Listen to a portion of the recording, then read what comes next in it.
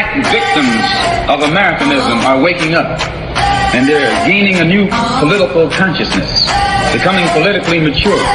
And as they develop this political maturity, they're able to see the recent trends in these political elections. Any minority that has a block of votes that stick together is in a strategic position. Either way you go, that's who gets it. You're in a position to determine who go to the White House and who stay in the doghouse. You're the one who has that power. You and I have never seen democracy. All we've seen is hypocrisy. Today, and look around America, we see America not through the eyes of someone who has enjoyed the fruits of Americanism. We see America through the eyes of someone who has been the victim of Americanism. We don't see any American dream. We've experienced only the American nightmare. We haven't benefited from America's democracy. We've only suffered from America's hypocrisy. And the generation that's coming up now can see it and are not afraid to say it. And we are not afraid to say it. Absolutely. Welcome to blackwestchester.com 10-year anniversary. We are rocking. Anniversary. It's our anniversary. I ain't gonna sing that, bro. Do you know what today is? All right. I'm not singing that.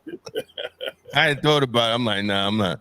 That's a little too feminine. I ain't saying. I ain't singing that one. But what's up, everybody that's watching on X, Instagram, YouTube, LinkedIn. Facebook, LinkedIn, everybody that's watching everywhere. Welcome to the Black Westchester People Before Politics show, where it's the news with the black point of view. And later on, we will be having the Mamaroneck Mayor, Sharon Torres.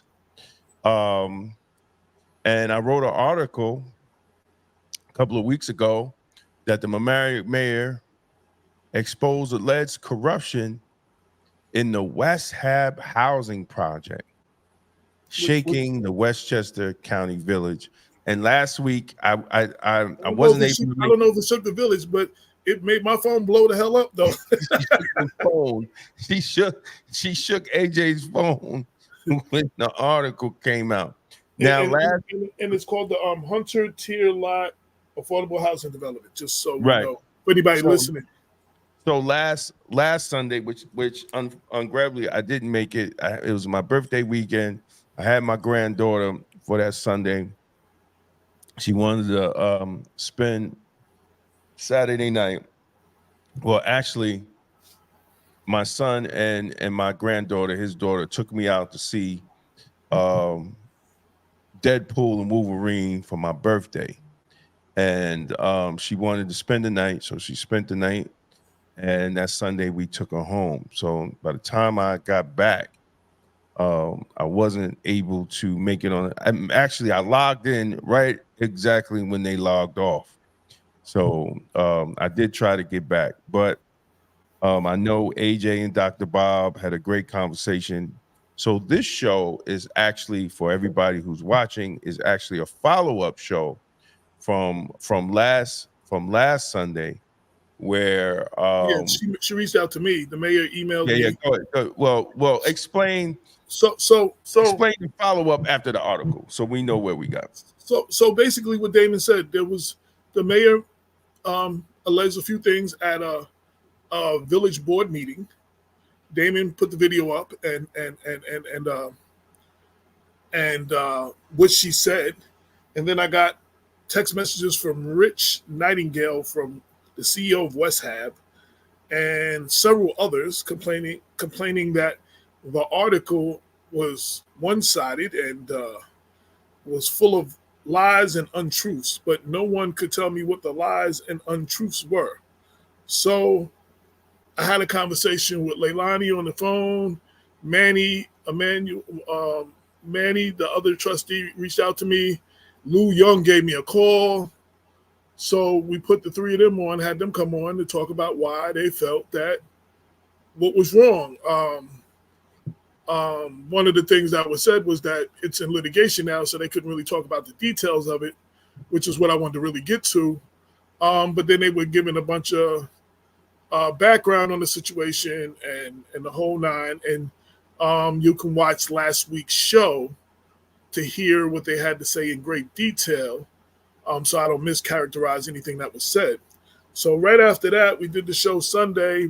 Monday, I got a email from Mayor Sharon Torres, who I actually met on some criminal justice Zoom thing that was a series of Zooms on criminal justice or something.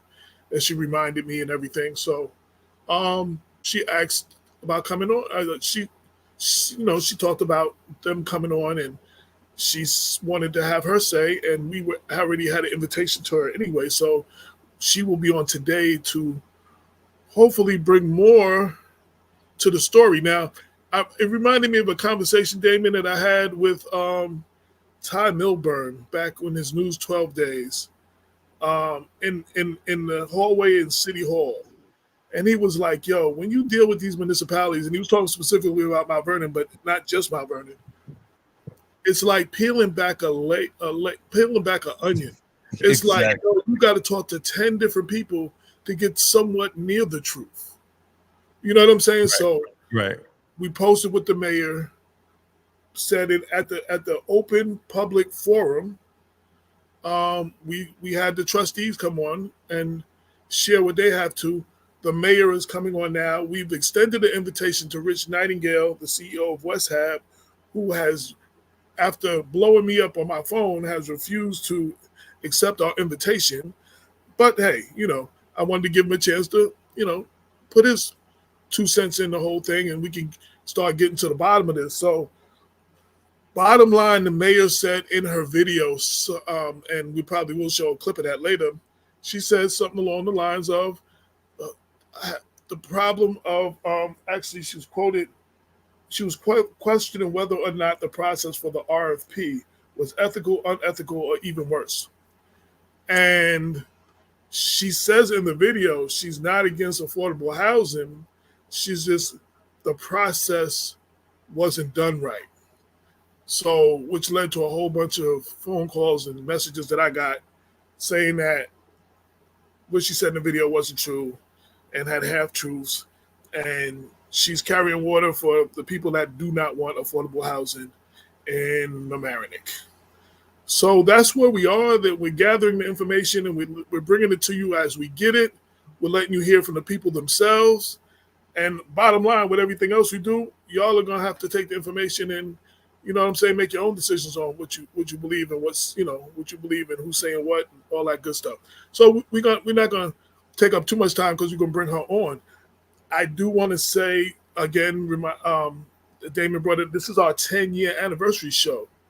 10 years ago, August 3rd, 2014, we had our first show. Shout out to DJ Cruz and his studio. Big shout out to DJ Cruz. Right, his studio in the Mix Radio, which made all this possible because all we basically had to do was show up. Right. He had all the cameras, the equipment, the microphones, and every time we came in, he was tweaking it, the backgrounds. He had everything there. Like, we just had to literally show up. And it gave me, then I learned how to do the show and work the equipment and stuff like that and start producing the show so he didn't have to do that part. And I learned a lot from him and his studio. And so I wanted to give him a big shout out because, we decided to do this.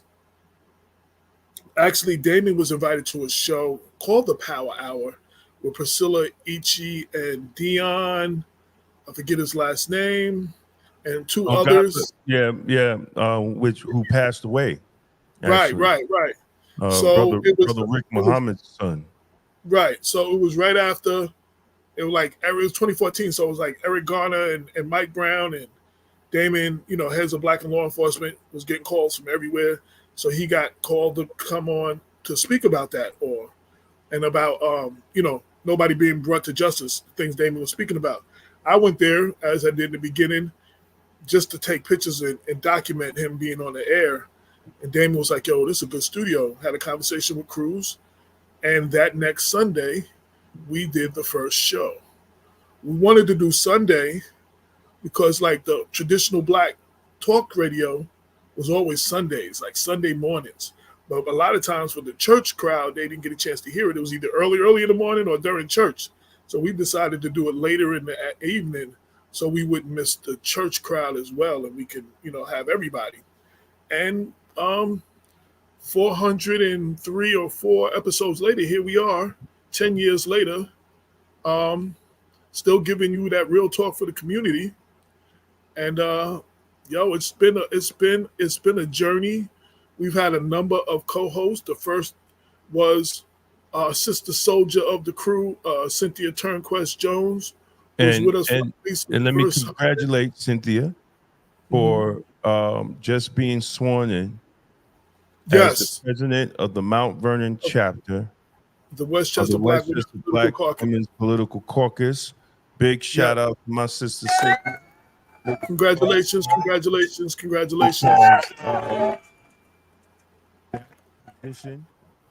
She has been born for, and I text her and I said, well, you got to keep it blackety black. And she didn't respond yet. so she was the first. Yeah, she was the first. She was the first co-host for at least over the first 100 episodes. So a couple of weekends she couldn't make it. We had Janelle, we had Juanita Lewis come in and guest host. We had Andy Falk from the Workers Family Party. We had Charles Stern from Red Blue Talk. And the longest co-host, Lorraine Lopez, came in somewhere. Dr. Bob. Can't forget Dr. Bob. Wait, but I'm saying came in just before or around the 100th episode, because she was in there for the 100th episode. So she came a couple of weeks before that, a couple episodes before that. And then Dr. Bob, who has been holding us down and still holds us down. He's in the lab right now. You know how you do, working on some graphs and charts and data and all that stuff. So he won't be here today. But he personally been holding down the show and holding me down as well. Holding Black Westchester, taking me to go pick up the paper, helping to do the distribution, and doing anything, getting in where he could fit in wherever he can. So shout out to Dr. Bob, whose birthday was Monday. Just passed 2 days after Damon. So he went on and, his boys took him out. And, Dr. Bob is a lightweight drinker, and they took him out for some drinks, and he was out the box the next day.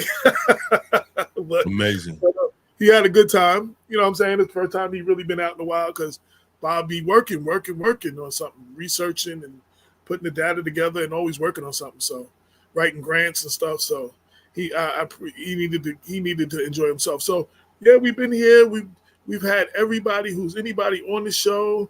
Andrew Stewart Cousins was on our 10th show. We've had, rest in peace, Hafiz Muhammad, who's a student minister, head of Mosque number 7. Rest in peace. We've had Ron Law, what's his name? Bob Law, legendary radio host. We've had everybody, any elected official in Westchester, and people like Yusef Salam and Jamani Williams and New York City Mayor Eric Adams. They've all been on the show. And rest in peace, Dr. Julio Cavallo. Oh yes, and the Independence Party. He was almost a regular guest. Absolutely. He was almost a regular guest, and he gave great information about the electoral process, about how politics works for the common people. He was in favor of term limits on all lines of political lines, and he was a wealth of information, and he will be missed. Like I said, Hafiz Muhammad, my brother, and it was beautiful to have him on. And he used to call me and he used to say, brother, I was with the minister this weekend, and let me tell you what he said. And the next thing I was like, man, you got to come on the show. And so he used to come on the show all the time, giving direct messages to black people from Minister Farrakhan. And it was an honor, you know, to have that brother on the show, doing what he was doing in his position, and knowing him for so many years. I used to joke with Brother Hafiz that he was the reason why I broke up with my fiance in the 90s. I always blamed him that it was his fault. And he used to always say, well, brother, I saved your life. Because he used to tease me. He used to say, brother, what are you doing? You can't be engaged and living together. Y'all should be married by now. And every Sunday when I used to go to the mosque, he said, brother, did you get married yet? Did you get married yet? Did you get married? And he stayed on me so much. So I went back and I went to my fiance at the time. I said, look, we can't be just living together. We got to get married. And then she said, well, I don't know. And I packed my stuff and bounced and got me a little studio, because he was like, don't waste your time playing house. Your man's supposed to be married to a woman and get his blessings from God. Do not waste your time playing house with a woman. And which is true by scripture. But I used to always joke him that he was the reason he broke up my relationship. And we used to laugh about it. But, you know, at the end of the day, man, doing this work that we've done, AJ, you know, over these past 10 years, we made friends and we made enemies. But at the end of the day, we helped a lot of people, you know, and we are doing God's work in this. And we are independent. We are unbossed. Ain't not one damn sponsor telling us what to say or how to say it or how to flip it. You know, me and AJ disagree sometime on issues, but we talk about it and we discuss, you know, the differences, because we all have differences. But at the end of the day, you know, we run and we own this shit. This ain't no black job like other radio hosts around here spitting narratives. That's a black job. This is straight up news with a black point of view and trying to empower black people, not make black people be slaves, not promote agendas that are not ours. You know, that's what you're seeing right now in this political climate. I don't care what side you on. I really don't, because I'm not following the donkey or the elephant. I'm following the lamb. That's a whole different story and a whole different time to talk about it. Absolutely. But what I'm saying is, like, we gotta just continue to do what we do, and God has blessed us, and God is going to continue to bless us for being honest with the people, whether they like it or not. You know, absolutely. I really don't care, you know, because, you know, don't nobody pay these bills. We do. We ain't bowtowing to nobody, and we never will. So and we had people try to buy our silence. Oh, absolutely. And checks have been ripped up, and money has been refused. Because their intention wasn't to support us. Their intention was to silence. Like, I've even been offered jobs, and they were really good jobs that I could really use. The paycheck, 6-figure paycheck, but it wasn't to support us. It was to shut down and silence their greatest critic. You know what I'm saying? The person holding their feet to the fire. And if I took those jobs for whatever administration, whether it was city, county, or state, I couldn't criticize them as much because I'm taking their check. And that would have been like a lot of people worried about losing my check and losing my insurance and losing my job. You know, so I personally have been thugging this out. And I want to say shout out to all the people that have followed us and supported us, because the reason we're still here for 10 years is because of all of you. Absolutely. A lot of y'all have made donations. There's a lot of people who don't want to be named who have been like, yo, hey, let me meet with you real quick. What you do is too important. Yo, this is for you, to keep you going. You know what I'm saying? Because, you know, you do a lot of the writing and you do all of the stuff for Black Westchester, for everybody else. This is for you to keep you going, because they know I don't really get a salary from this. You know what I'm saying? So Right. we've been really thugging it out, and I just want to say thank you to all who watched the show. Thank you for all who have supported the show with contributions and donations and stories and pictures. A lot of y'all, I'm one person, and if Damon's somewhere else, I can't get to Peekskill and Portchester, and sometimes I can't even get to New Rochelle and Yonkers because I'm busy.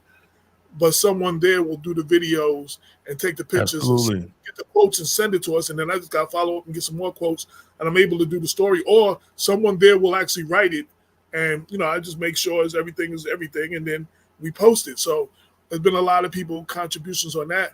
Shout out to Priscilla Ichi, because in the beginning she did a lot, making sure elected officials gave us quotes and stuff, and she was also one of the co-hosts, and she did a lot in the beginning of Black Westchester. There's a lot of people. You see me and Damon's face. You see me and Damon's name. There's a whole lot of people behind the scenes that have contributed on one level or another, and we're here because of them. And lastly, I just want to say, a lot of people say that me and Damon are the voice of the voiceless. We did not start this to become the voice of the voiceless. We started this to give the voiceless a voice. A voice, absolutely. So when you say, that's Damon, I don't want y'all to even say that's Damon and AJ's paper or that's Damon and AJ's thing. Y'all want the community to say, this is our thing. You know what I'm saying? Because, without y'all, we just two guys on there talking and writing articles and stuff without y'all. If y'all ain't engaging, if y'all ain't following, if y'all are not sharing, you know what I'm saying? And supporting, we just two guys here running our mouths. So we appreciate all of y'all. Right. And big shout out. And we give the paper for free. We don't charge for the paper. People have came up to us and said, man, you need to monetize the paper and charge for the paper. And we're like, no, man, we giving the paper out for free. So when people advertise with us, the money just goes to printing the paper so we could give the paper to the people, to try to give the people, something that they could gain from and they could and they could be empowered, man. Big shout out, man. Look, big shout out to my pastor, R.C. Blakes. I see him watching. I don't know if he came in and came out, but big shout out to my pastor, R.C. Blakes. Wait, let me just say something. Pastor R.C. Blakes, I have never met you in person, but I hear so much of everything you say from Damon. I feel like I almost know you. So I just say, I feel like I know you, brother, but we never met though. Exactly. And I'll see you in a couple of weeks in Atlanta, brother. And thank you for doing what you're doing. But we're just following in brother R.C. Blake's footsteps, man, like other great people that came before us. The whole tradition of Black Talk Radio. Exactly. Bob Laws and all of those cats that did it for years. The tradition of Black African-American newspapers from day one, from the Freedom Journal all the publications. Shout out to Westchester County Press, about to celebrate 100 years real soon. If they haven't already, and they've been the sole voice in Westchester, been the sole voice of Black people in Westchester for decades. And the Westchester Courier that was around for 10 years, and all the ones we stand on all of their shoulders, man. And I wanted to go piggybacking off what Damon said. Not only do we give the newspaper out for free, so we make it free to the people, the website, unlike a lot of websites, and y'all know what I'm talking about, Low HUDs, New York Times and all, there's no paywall where you can read 5 articles and then you got to pay, or 6 articles for the month and then you got to pay. You know what I'm saying? There's no subscriber only section where there's certain articles that you want to read. You have to subscribe to read those. Like Low HUD did an article on me and Damon and Black Westchester and everything. But you had to be a subscriber to read that. So we don't do that. And me and Damon interviewed a pastor in Mount Vernon, and he was like, yo, brother, he said, anybody else would have charged me $400 or $500, $600 to interview me to do that, to be on the show. Like we don't charge the guests. We let the people come on and get the information out. And it's for the people, by the people. We do this for the people. I know that's a saying that Black people throw around a lot, but we really do this for the people. And as my mentor, my biblical institute teacher told me, yo, this is my ministry. Like, you know what I'm saying? Exactly. And when you think, I asked him why he said that. He said, yo, think about what Jesus wants you to do. Fight for those who can't fight for themselves. Speak up for those who can't speak for themselves. That's what you're doing, brother. He said, this is ministry to you. And that's why I thug it out. And it ain't easy, yo. Freedom ain't free. We could have sold out. We could have sold out, took a whole lot of money, and that my pockets would be a whole lot better. Let me just tell you. And I'm gonna keep it real, yo. There's no salary. I'm the editor-in-chief. There's no salary. There's no editor-in-chief salary with this. You know what I'm saying? Like, yo, I gotta hustle you. That's why I thank y'all for buying my books. Again, I got 3 books. They all on Amazon. Go buy them books. That's one way y'all can support. You know what I'm saying? That puts money in my pocket.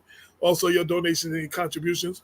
But yo, this is what we do, and that's why a lot of people are not doing it like we're doing it, because there's not really a monetized. Funny story. So here's the story. We started out, right? Mayor Ernie Davis was in office. All Ernie Davis critics, like the people who supported Richard Thomas and everybody else, oh man, they loved us because we was holding Ernie Davis feet to the fire in a way that nobody else had done before. Anybody in City Hall, anybody that was pro Ernie hated us. A couple of years later, Richard Thomas wins. Richard Thomas flips on the things he told. We helped him get in the office. Then he flips on the things that he talked about that helped, that the reason why we got him in office. And we start holding his feet to the fire. Guess what? All Ernie Davis people that hated us, now they all best friends. And all those people that supported Richard Thomas that loved us, oh, they hated us now. So when I say that, like, and Reggie told me very early on, shout out to rest in peace to Reggie Lafayette, there ain't no permanent friends and no permanent enemies in politics, only permanent interests. So when you do this, there's a lot of people who support you until you hold their feet to the fire and write something that you don't, or say something that they don't want said or heard, or certain criticism, then they don't support you. But then their critics support you. You know what I'm saying? So it's not like we get this overwhelming support from everybody. You know what I'm saying? It's conditional on, you know what I'm saying, what the article is at the time. Same thing with the show. Sometimes we can have a guest on, we got ridiculous viewers. You know what I'm saying? Sometimes some people don't, we giving it to you straight and they don't want to hear it. People is logging off a little bit.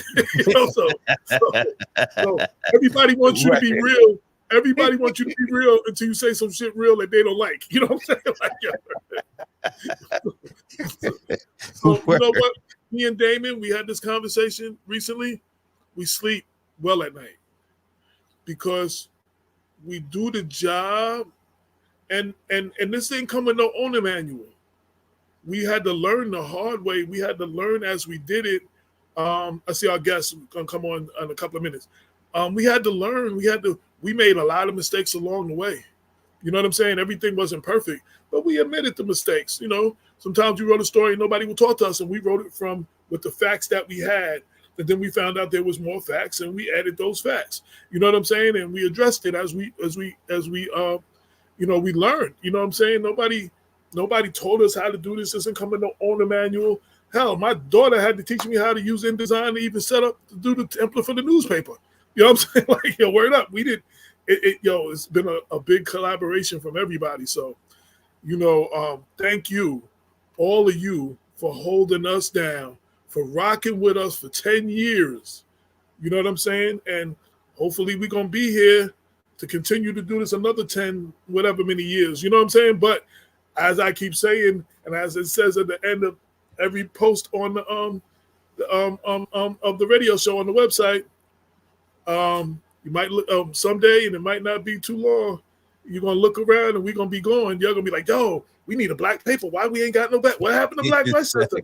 Y'all ain't supported. Yo, exactly. So it's your support that keeps us going. The advertising, the donations, the contributions, and financially, and the contributions in content. Writing letters to the editor, writing op-eds, commenting on the website under the article, sharing it. If y'all are watching this on YouTube, go in there and hit that subscribe button below. You know what I'm saying? The notification, sharing it, leaving comments. So you know what I'm saying? You helping the algorithm for more people to find us. You know what I'm saying? Leaving comments on the website right under the story. You know what I'm saying? Instead of just texting me what you feel, write it under there. That helps that engagement and the algorithms and however that works and brings more people to us. Support that way too. So that's all I want to say. We're going to play this. We're going to do something later after this interview.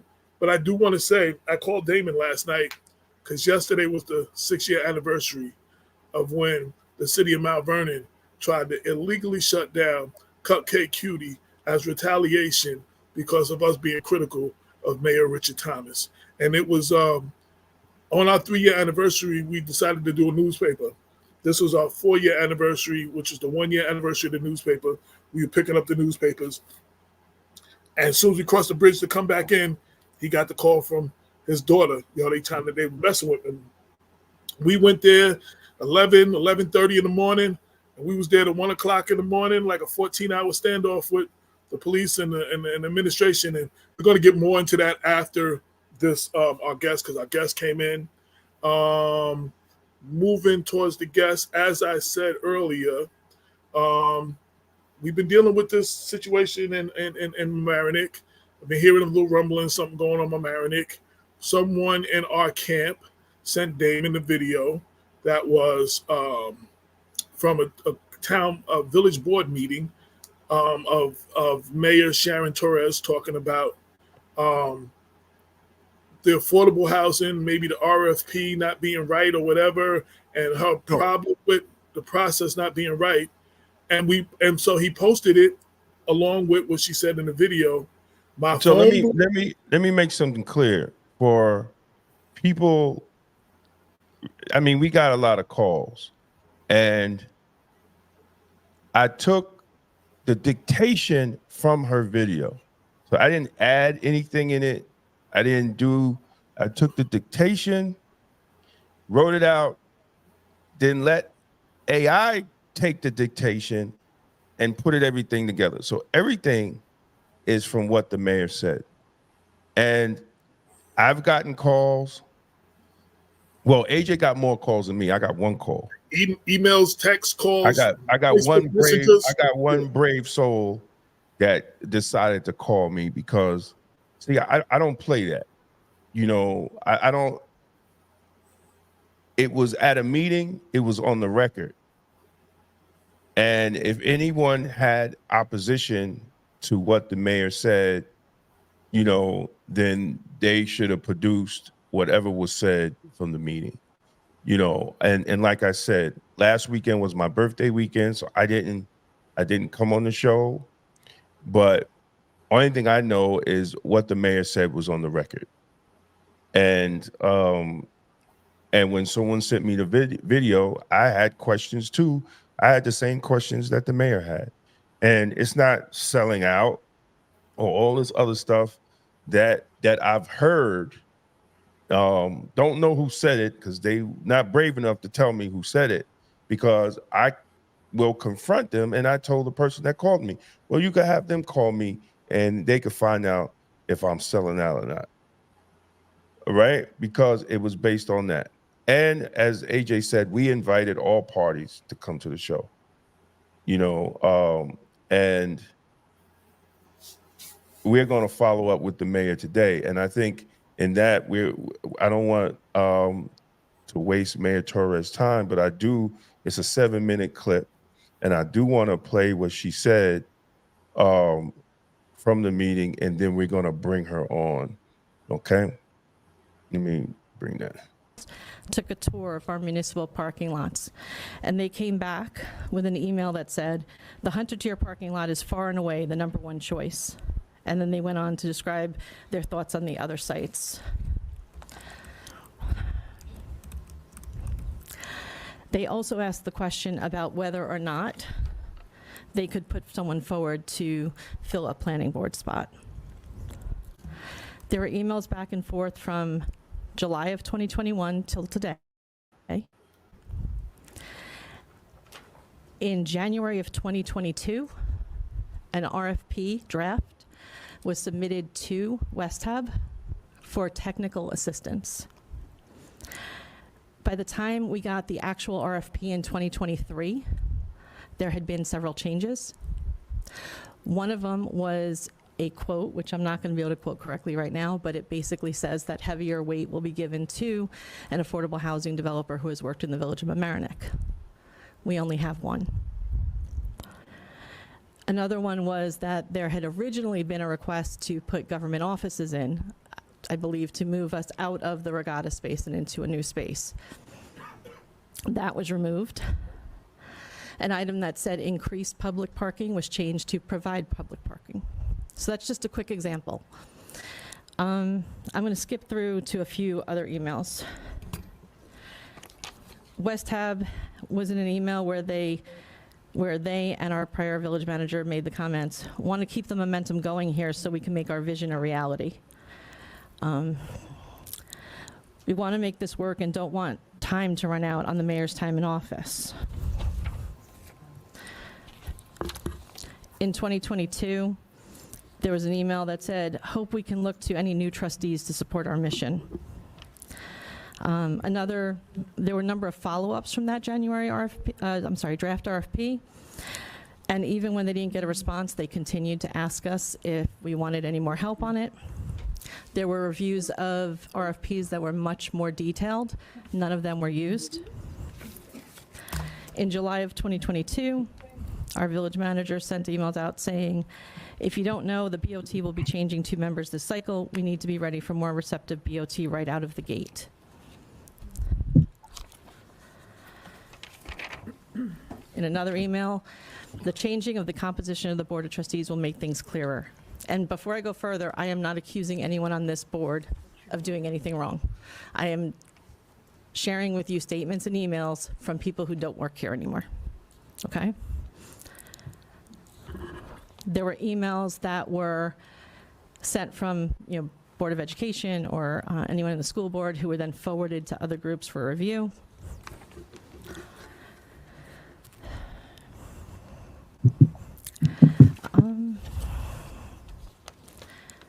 In October of 2023, our former mayor sent out an email called Debunking the Latest Misinformation, where he said, we're asking that the new building provides the village with approximately the same number of parking spaces that the Hunter lot currently contains. However, that was never included in the RFP, therefore it was not going to happen in any of the proposals. There's an email from our village manager to West Hab saying, I look forward to our anticipated partnership, and that was in December of 2023. So I have several pages here. I'm not going to read it. I have copies available if somebody wants to take them later. But in the research that I've seen, West Hab was involved in this process from the selection of the property to helping with the draft RFP until now. And I want to be very clear about a couple of things. Every single person on this board, and that includes me, we do understand there's a crisis with affordable housing. I'm not going to argue that with anybody. Anyone who's come to me and said that there isn't, I have had conversations. That's not what's under fire here. That's not what's in question. It's whether or not the process for this RFP was ethical, unethical, or even worse. And just the appearance of impropriety adds to the divide that we have in this community when we need to come together because we have safety issues, we have flooding, and we do have an affordability crisis. We all know that. If you have a house here, you know it's less affordable to live here. If you're trying to move in, you know it's less affordable, and it's harder to move in here. So this is not me saying I don't want affordable housing, because I don't want that coming back later that that's what the point was. The point is the process seems flawed, and as I have more information, I will share that with you. And we want to welcome Mamaroneck Mayor Sharon Torres. Welcome. It's your first time to the show, so welcome to the show. Welcome to the show. Let me take you off mute. Hold on. You have to try to take yourself off mute. Only 4 years after COVID, you would think I would get this right. So this is my first time on the show. Super excited. Thank you. Belated happy birthday. I had no idea. Yeah, thank you. So I hope you had a great time. Yes. And congratulations on 10 years. Yeah, thank you. That's thank you. An endeavor on your own like that without any influence for 10 years is really an accomplishment. So Thank you. Thank you. Thank you. Now, you know, you heard the story. Someone sent me the video, and I was like, "Oh, this is interesting." So I did the article. I just thought I thought it was very interesting. You know, you was on record. You had emails. And for the record, I didn't put those names up. That was on whatever YouTube video that was sent to me. So I don't even know those people. That was where it says it referred to that. So I'm letting everybody know. You can go on YouTube, pull it up, and those names are up there. Black Westchester had nothing to do with that. But you had questions, and you know, AJ will go into the response of what the actual response, because you know, only one person called me, and it wasn't positive, but it seems like nobody else wanted to call me to talk about it.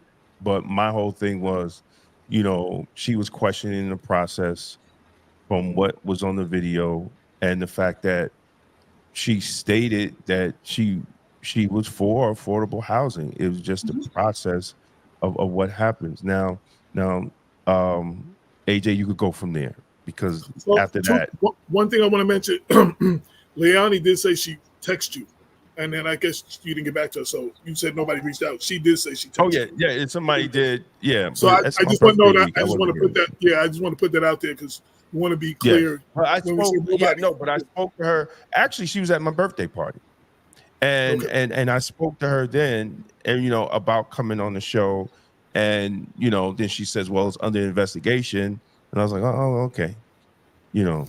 So I mean, on July 21st at 3:07 p.m. Full disclosure, I just got out of the hospital. No big deal. I had to take care of some stuff, and this is like the day or two after. And I get this message from Rich Nightingale, the CEO of Westhab. The Mamaroneck article you posted is inaccurate and extremely one-sided. I would have expected for you to have reached out to our side before publishing. Mayor Torres has been on a completely ridiculous campaign against our organization because she really doesn't want affordable housing, and she attacked 2 Black village trustees as well. Can I call you tomorrow and give you a more balanced view of the situation? Now, full disclosure, again, I just got out of the hospital the day before. I was like 24 hours afterwards. I saw that Damon posted it. I looked to make sure there was nothing that was liable. He didn't call nobody white supremacist, and he didn't call anybody a racist or nothing that could get us, you know, in trouble. You know what I'm saying? So I saw most of what I gathered. I hadn't watched the video, that it appeared to have come from the video. So I let it rock, you know what I'm saying? And that was it. So my response to him, and I kind of went a little in because, you know, I'm like, what the hell? I was like, yo, let me stop you right there. Your expectations, not that I owe you an explanation. I spent last week in the hospital. I'm okay-ish. And because I had made that public. Secondly, I find it strange that when Damon writes something people don't agree with, I get messages like this on what they expect of me. And I went on and on and on. And I kind of went in on him.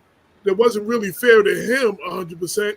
But I got tired all this year. Every time Damon decided to exercise his editorial opinion, no one wants to call Damon, even those who have his cell phone number. And I get blown up on my phone and in public and screamed on because Damon wrote something. So I kind of went in on Mr. Nightingale. But I did extend an invitation 4 times for him to come on. When we talked about it in the show 2 shows ago, I sent him a link. When we invited the 3 trustees, I sent him a link. I also sent him a link this week. He had a lot to say in my text message, but has not responded lately and has refused to show his face on the show. So I just want to put that out there. Now, when we played the video the first time, I said, I want to hear from the mayor myself. You know what I'm saying? And I extended an invitation. I don't know if you heard. And I didn't have a contact to you. And then Manny and Leonie and Lou all got at me a separate times. And I had brought them on. And then I received the email from you the next day after they were on. And welcome to the show. Thank you. There was a comment I just would like to clear up. There is no litigation. So what there is are complaints that went to the ethics board, and the ethics board has asked for a forensic auditor, I guess, to go through the emails, which did come from the system, but to also expand the search for other things. And so the ethics board is looking into this matter to see, you know, where the validity is. But to my knowledge, as of right now, there's no litigation. Okay. So I'm perfectly happy to answer any questions you have. So I wanted to go with the video because I got a call from Lou Young. Basically, I can't remember verbatim because it was a phone call, but basically it was one-sided. There was a lot more to it. Basically, like Rich Nightingale said, basically it was inaccurate, and Rich words was, it was inaccurate and extremely one-sided, and that you have a ridiculous campaign against his organization, Westchester, because you don't want affordable housing. So let's start there. Sure. So if I can give you a little history, I was born in the Bronx, and when I was younger, I grew up in the Edenwald projects. So I did not come from some wealthy Mamaroneck family. No disrespect to anyone, but that wasn't my lifestyle. And growing up, even now at my age, making a decent enough salary, I live in a one-bedroom co-op, and that's a walk-up. So I'm not in a luxury building now either, and I don't have a house. So when you talk about affordability and whether or not I support affordable housing, people are making assumptions that they know something about me as opposed to where I grew up and how I grew up. My dad never even got through, I think, his sophomore year of high school. So for me, it was always, you have to graduate high school. You have to get to college. I want you to do better, which I'm sure every parent does. I always want you to do better than I did. And so the idea that I have no interest or, I'm lying or anything else about affordable housing is crazy. And after meetings on social media, when I run into someone while I'm walking my dog, it doesn't matter. If anyone starts a conversation with me, I have been very clear with them. And some of my, some people who have voted for me or who are even friends of mine may not agree with me. I have friends who absolutely, completely disagree with things I say, but we talk through it. And so there are people in this village who don't want overdevelopment. There are some who don't want affordable housing. There are some who don't understand what the affordable housing is. They don't understand the ranges that we're looking at, which could go up to $60,000 a year income. So it's not what they think it is based on what they've heard. And so I've spent months trying to have those conversations. My concern is that we're putting everything in the same bucket. We're saying, if you don't like the project I presented to you today, then you must be racist, you must, be NIMBY, you must be against affordable housing. I don't think that's accurate. I think if you truly want affordable housing to succeed, you need community buy-in, which is possible. You need to be able to be transparent and answer those questions. You have to have a process that they can watch and see and over time get used to. And I wish it weren't so, but that's how it is. And so the way we've done things has just made it very divisive. And for me personally, I'm not going to speak for everyone else, it has nothing to do with the affordability of the housing. It really has to do with a 1 acre piece of property that is worth millions of dollars, that was purchased in the 1950s because we had a need for parking then, and that we're trying to give away, basically, in order to put up a building with more parking needs in a downtown area. And that it really does look like this was all geared towards a West Hab development. And so I'll share something with you I haven't shared yet. In my further research, these emails actually go back to 2018, not 2021. So I had stopped at a certain point, and then I went back. There's a lot more to the story than is out there yet. And there were zoning changes to allow this to happen. There were zoning changes to allow West Hab to build a bigger building and to have less parking than the prior zoning. Over time, things have changed. The planning board members have changed, et cetera. My biggest concern really is the RFP. From if you're going to send out an RFP and say, hey, I have a 1 acre piece of property, it's worth millions of dollars. We need parking and whatever, whether it's mixed use, affordable housing, doesn't matter. I would think for a project of that size, I should have a whole bunch of proposals coming in. Right. And I didn't. And even in the November 23 meeting, and I'm not going to get the exact date, but when Luna Hyperion came in, they did a much bigger proposal.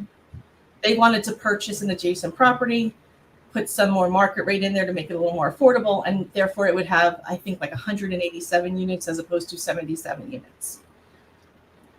The former mayor, while he was in that meeting or just after the meeting, made a comment to them that it was just too big, it wasn't going to happen. Not verbatim, but that was what he said to them. So that leaves you with one out of the two. So everywhere I look, going back over the last 6 years, there has been a tremendous amount of correspondence. And I'll just show you because Lou doubts what I'm talking about. These are the emails. This is 6 years worth of emails, and that's hundreds of pieces of paper. It's not the 25 I released. I just gave enough so that it was believable. And as far as the story being one-sided, they're not my words. I only paraphrased. I didn't make up my own quotes. I read from the emails that were shared between a group of people. So whatever I read was actually written. Well, those are two things that my conversation with Lou Young, who I've known for a while, back to his CBS days. I've known him, and he actually introduced me to Manny and Leilani when they were running together. So he while everybody else texted me and sent me messages, he actually called me. So we talked, and one of the two things he said was that you're carrying water for a group of people who do not want affordable housing. Yeah, and that you're reading, and that you read, and that you read something that someone else wrote. Correct. And they said proof of that was you said that's why you didn't vote on it, and you didn't vote, you abstained in the vote, so you were reading something someone else wrote. So I'm going to clarify those two for you. I don't carry water for anyone. I have people who have voted for me, who have argued with me, and I have said to them, I will be transparent. I will do the best I can. I'm not going to promise you something, and I'm not going to go against my own judgment, ever. I don't have to carry water for anyone. I had a perfectly comfortable life before I ran for mayor. I have had an extremely not peaceful life since I became mayor. I had no incentive to do this to myself. So I don't need to carry water for anybody. And so I have not been. The fact is, Lou, I only know Lou through this job. So I can't talk about, going back decades.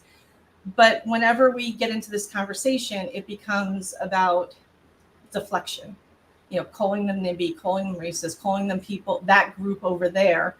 And to me, that's just further division, because there's really a lot more going on here. It's not you're for or you're against. There are people who don't understand what's even going on. And there are people who think they would benefit who won't. And so we're lacking a lot of transparency here. And as for the vote, I'm actually going to say, to some extent, Lou was right. In a way. So I did go back because I thought I was losing my mind. I went back and watched what happened. After the work session, so we have a work session, then we have usually like an executive session, and then we come back for the regular session, which is where our residents can speak. In the executive session, the lawyer had said, hey, can we have a conversation about something? And I said, sure. And he told me what it was about. I said, sure. We went inside and we discussed not keeping the discussion from the work session, which was to choose a preferred vendor and move forward with the negotiations with Westhab, and to instead negotiate with both vendors so that we could keep the momentum going either way. And that was a big conversation with us because we had just done 2 hours about that, and then went into executive session and came out with a different outcome. So in executive session, I voted. Then we came out. I asked, they did a motion, a second. And then I did not vote. I didn't technically abstain. I just never voted. And then I said something to the effect of, I want to thank the board for coming together and trying to find a compromise that we can live with for now, or something like that. So technically I didn't vote, but that has nothing to do with whether or not I wrote the statement. It just means, maybe I didn't remember correctly whether or not I voted in one room or the other. I absolutely wrote my own statement. You can not like the statement. You can disagree with the statement or think I didn't have the right to make the statement, but I don't need anyone to write for me. So one thing Rich Nightingale said, and some of the calls that I got was like, oh, you ran this article, you wrote this article about the mayor, and it was full of inaccuracies, and you're talking about a woman who attacked 2 Black trustees. Now, as the editor-in-chief of Black Westchester for 10 years, that's always something that raises my eyebrow, and I want to hear from the person who attacked Black trustees, especially Leilani, who was the first Black, female. But I was given any proof or examples because I asked, and I also said, well, if this was happening, why am I only hearing about it because Damon posted a video? Like, this is what we do. We go after people who abuse their power, and especially if you're coming after Black and brown people. And you know what I'm saying? I'm coming for you. I'm coming for you. So because this accusation was made, I have to ask you while I have you on here about the accusation of attacking Leilani and Emmanuel. All I've been told is that, and I read what Rich wrote, this is a person who attacked 2 Black trustees. When you say that to me, you know that you're going to get my attention. So, but that was said to me. So I wanted to give you an opportunity to please address that. Sure. How did I attack them? I have no idea. I will tell you that Manny and I have had conversations outside of the board, and we do disagree on things, but it's been civil and we've gotten along. Leilani and I, we've had a few conversations also outside of the board. I am not aware of anytime I've attacked her. I do have a couple of emails from people or comments saying that they didn't appreciate the way I spoke during the work session for that meeting. That was a very small group of people. And I probably spoke to Lou more than I ever spoke to Leilani or Mandy during that time because he kept pushing back. So then I pushed back. But I'm not aware of any point in time where I have ever attacked them. I've disagreed with them. I have, maybe had some miscommunications with them, but I am not aware of any, so if you hear a story, I would love to hear it and I'll be happy to respond. Well, I will. I'm reaching out. I want to. I'm inviting anyone who has any thing to back that up to please bring it to me, because then we can have a whole nother conversation. But I just wanted to be upfront and transparent with that. I appreciate it. And I appreciate you giving me the opportunity to respond. I will tell you some of our meetings have gotten a little bit loud. They're very emotional. Some have gone till midnight or 1 a.m, and we start at 5:15. So there are nights we get heated, and it seems that even though we have this massive flooding issue that I think everybody knows about, and we have this double fatality where we have a large group of people pushing for reform for pedestrian safety, every single meeting we're on this West Hab project. We don't spend 2 hours debating how to fix flooding. We debated for probably almost 2 hours about whether or not West Hab should be a preferred vendor on June 24th. So to me, that's a little odd. If our priority is to fix flooding, why are we fighting about something in the middle of this meeting that we're not even scheduled to do yet? We're still waiting on an appraisal for the property. We paid for a consultant to come in and analyze these 2 proposals to explain them to us and to give us feedback. We have an ethics board that asked for a review, and it was that night that we said, yes, we should have an ethics review of both companies before we move forward. And then that night it was, well, we want to choose a preferred vendor. I've heard enough about West Hab. I know enough. I want to move forward. And the argument did get heated that why would you give away our competitive bidding power? Why would you say I'm going to push away one of the vendors, only work with one, when you don't even have the information yet? Mm-hmm. So Yes, we have gotten, a little bit louder probably at times, but I have never attacked them. And I actually like Leilani and Manny. I don't have an issue with them. I just disagree with them. Right. Now, I will say now, I personally talked to Leilani on the phone, and I think we addressed it last week. She never specifically said you. Other people have said you. Okay. She didn't say you. She said there is a group of people that do not want affordable housing who have attacked her, who I have believe you. tried to make her life hell, and maybe Manny's too. So I do believe that might happen. And in that conversation, Lou then said, "And you're carrying their water." That's right. So I will, I'm pretty direct about everything. I know that there are people in this village who don't want affordable housing. I've never lied about that. I know there are people who want it so badly they don't care how we get it done. Those are the two extremes. That's not the entire village.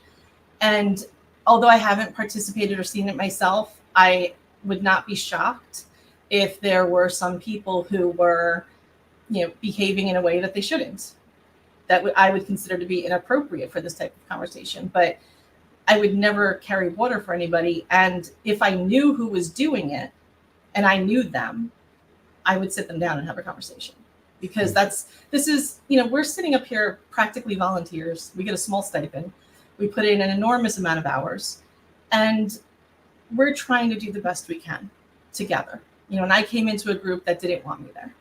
So there were a lot of assumptions made. We have, I think, tried to get better with communication. But I'm not I separate someone comes up to the podium and says, I think you have a conflict of interest and you should recuse. And that, I think, is related to the vote. I don't see that as a personal attack. I see that as a concern from a citizen. If someone says, your wife, your sister, your brother, whatever, I tell them to stop. And I have stopped afterwards and said, that's off limits. You can't do that. So, I can't speak for an entire village. There's 20,000 of us. Some agree, some don't, some like me, some don't. But I don't need to carry water for anyone because my life was substantially more peaceful before this. Right. Maybe you don't know. So I have two questions. Did West Hab secure funds from New York State or HUD to develop this project already? So I have a book that's about 1.5 inches thick, a binder with all of their stuff. And I will tell you, they have explained the funding, but I am not a financial person, and I definitely not an affordable housing financial person. So I'm waiting for the consultant to explain it a little bit better to me. Okay. And was West Hab asked to review or add comments to the bidding process? And as far as your knowledge, because you wasn't there, and was this process advertised for other developments to participate in the process? Developers. I'm sorry. Yeah. Okay, so if I didn't understand, please correct me. Okay. About late 2021, a draft RFP was written by an employee that he was directed to do by his employer or his supervisor. And then at some point in the emails, and I don't remember who reached out to who first, there are comments about, here's a copy of the draft for your technical review. Now, which is not necessarily uncommon, but in this particular instance, I would think you could have gone to a consultant or somebody else. After that, it didn't stop, though. It went on for months of a conversation back and forth. Sometimes we didn't respond. Sometimes it was someone from West Hab saying, hey, do you still need any help following up on this? Are we moving forward? But that went on for months during 2022. And 2022 was a very contentious primary. And this is all before I started anything. Right. This is when Leilani and Manny were coming in, and there were some allegations against another trustee from the village manager. So there was a lot of stuff happening. As far as their involvement, I wasn't in the meetings, but I see all the meetings getting scheduled. They reference Hunter Tier, they reference the RFP. And so, and then I see the follow-up about it. And then I see the changes, because if you look at the two RFPs side by side, I actually gave out some paperwork. They're highlighted. I highlighted the changes so you could see what they were and you can determine on your own whether you think that was appropriate or not appropriate. Right. No other developer at any point in time from I think it was 2000, I don't know, 19 maybe, where they looked at the parking lots and decided they liked the Hunter tier best, to the RFP, to moving forward, there was no communication that I can find with any other developer until the RFP was out, and there were some inquiries that came back in and some questions. Other than that, it's really been staff from here and from the Village of Mamaroneck, and also staff from West Side. And to me, that's a little over involved. And I think that presents a conflict of interest. So we can argue that you don't think the comments they made mean what I think they mean. You can say maybe they weren't discussing what you think they were discussing in the meetings, but the meetings are titled. They're titled Hunter Tier. They're titled RFP. So I have to think that that's what the topic of the conversation was. Right. And a lot of these meetings were set like right after a board meeting, or right after an MCAH meeting, or right. So if you look at, if you look at 6 years of emails and meeting notices and minutes from meetings and things like that, and you lay it out, it appears as if the process got skewed. And I'm perfectly comfortable saying I don't know that it rises to some level of corruption.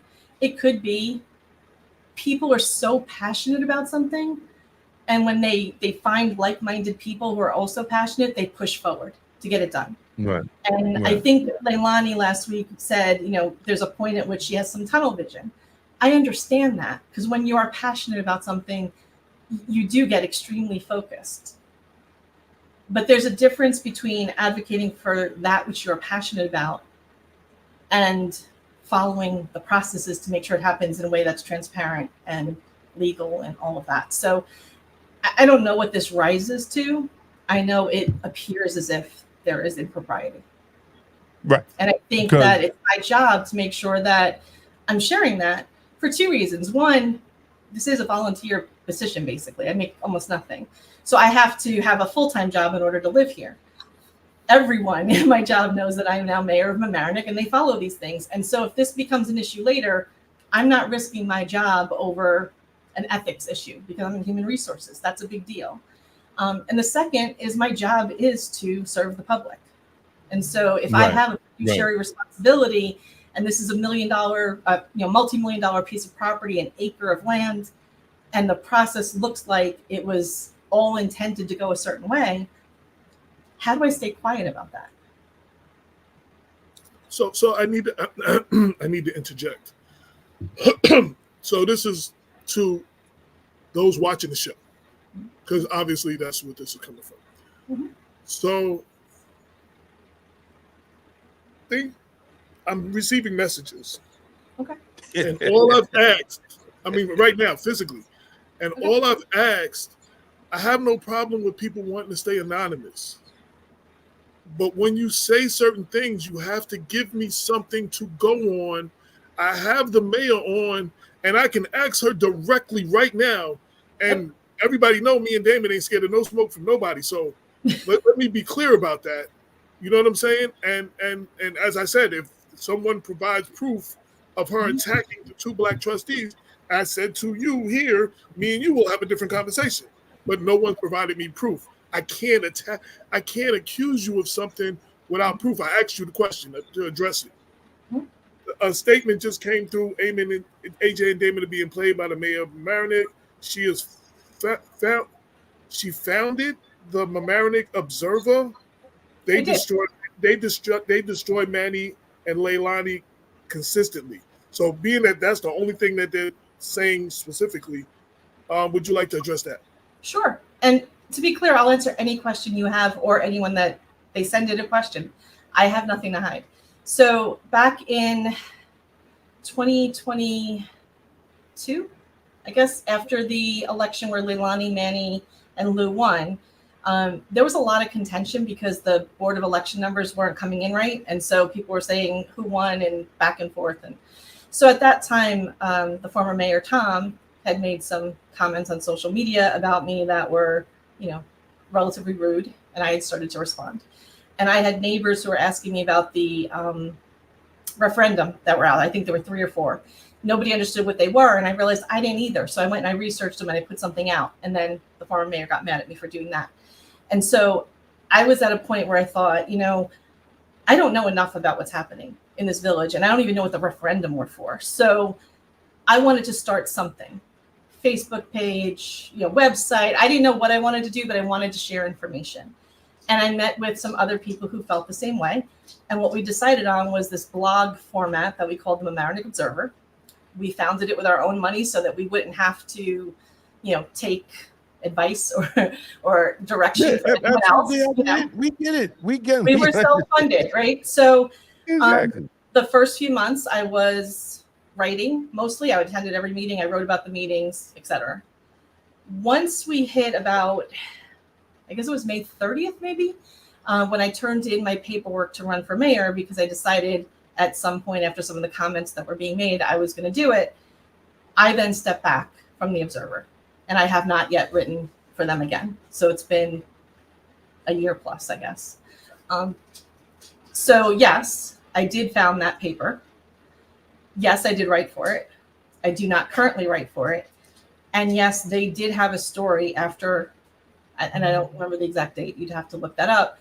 They did run a story about how Manny's name was on paperwork for an eviction for his mom. And I think they had blocked out names and things like that. They reported on it. I didn't do the reporting, but they did the reporting. You can read it and decide if you think it was an attack. What they were saying is that if his family is being evicted from West Hab at the same time that West Hab is going to be, putting forth a proposal for the Hunter tier lot, that it's a conflict of interest and he should recuse. So that's where that story went. And then it went to the ethics board, which I think you guys already know about because you had Manny on here to discuss that. And in all, just to be clear, Manny and I talked about that before I ever requested the opinion. I suggested that he do it himself. We talked about it. I said, if you don't, I feel like it's incumbent upon me to do so. I want to be very clear. I said straight to his face in person. And he said, I understand. He disagrees, but he understood. So I did submit that for an advisory opinion to the ethics board. I don't know that I count that as an attack or that I destroyed Manny or anything like that. These are facts that affect the financial, a financial issue with the village. We're responsible for $48 million plus all of our properties, obviously, and everything that's going on. So, for me, if it was me, I would have just recused. It's a vote. If you look like you have a conflict, you just recuse. And then what happened is he refused to recuse, and then it just blew up from there.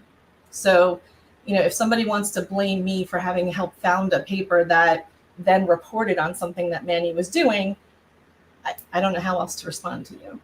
Well, it says they destroy Manny and Leilani consistently.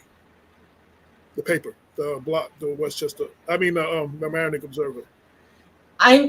They have written about things that have happened, and I'm sure Lou, Leilani, and Manny have all come up, but I am not aware of anything that was a purposeful attack to hurt them, but they were reporting on things that happened.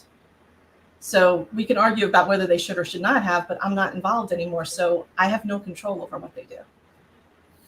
And the last part of what I want to say, and this is to everybody listening, because obviously I'm looking at the numbers and I'm looking at the comments. People are listening. This is actually a topic that I guess a lot of people are interested in.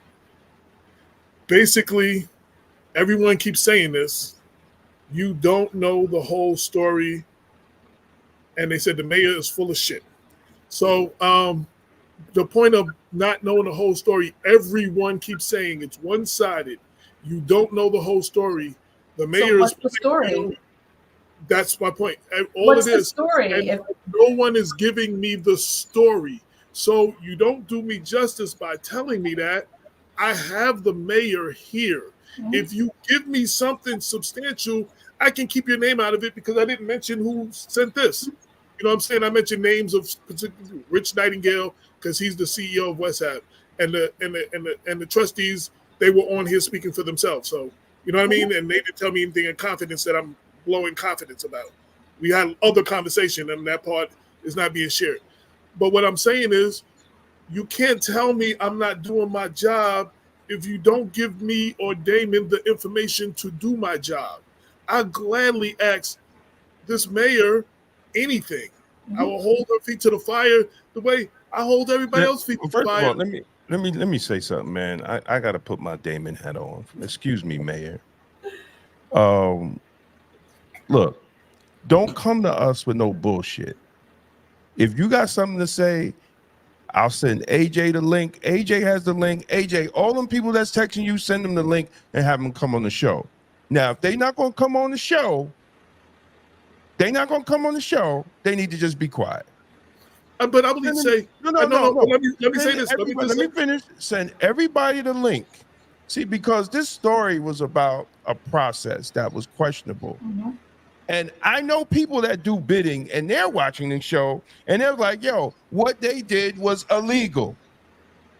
Allegedly. And Dr. Bob said something like that after watching the video. And I'm looking at a developer right now. There should have been an open and bidding process to be fair and secure with the best project. It's a conflict of interest if they had input in the process. This is from a developer. And that's what Dr. Bob said too. This is from a developer. So let's stay on what the article was about. Her questioning the process. And from my understanding, and man, you could correct me, at that time, everybody that's complaining wasn't on the board. Who was on the board at the time? That has everything. You know who I talked about with the emails? Right. Oh, okay. So the emails go back to 2018. They include some staff who are no longer here, like planners and assistants and things like that. The bulk, like 90% of the communication is between our former village manager and the senior vice president of real estate in West Hab. That is the majority of the back and forth. There are other calls where Rich Nightingale is either on an email or on a call. Tom Murphy is on an email or a call. There may be somebody else here or there. But the bulk of the conversation is between two specific people. Now, in 2022, going into 2023, Lou and Manny were on some of those calls with Rich, Tom, Andrew, and Jerry. So I don't know what to tell you. I'm not here to make everyone happy. If I find something that looks really bad, I'm going to say something.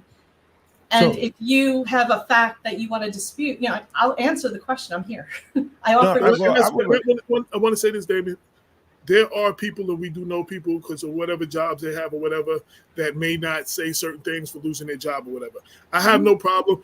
As the editor-in-chief, I get a lot of anonymous information that I have to independently confirm. Or I have a situation like this where people will give me questions to ask whoever the guest is, and they don't necessarily want their name mentioned because there is a real thing about retaliation. Right. I cover that all the time. So I just wanted to say, there are people that's not going to come on the show or whatever.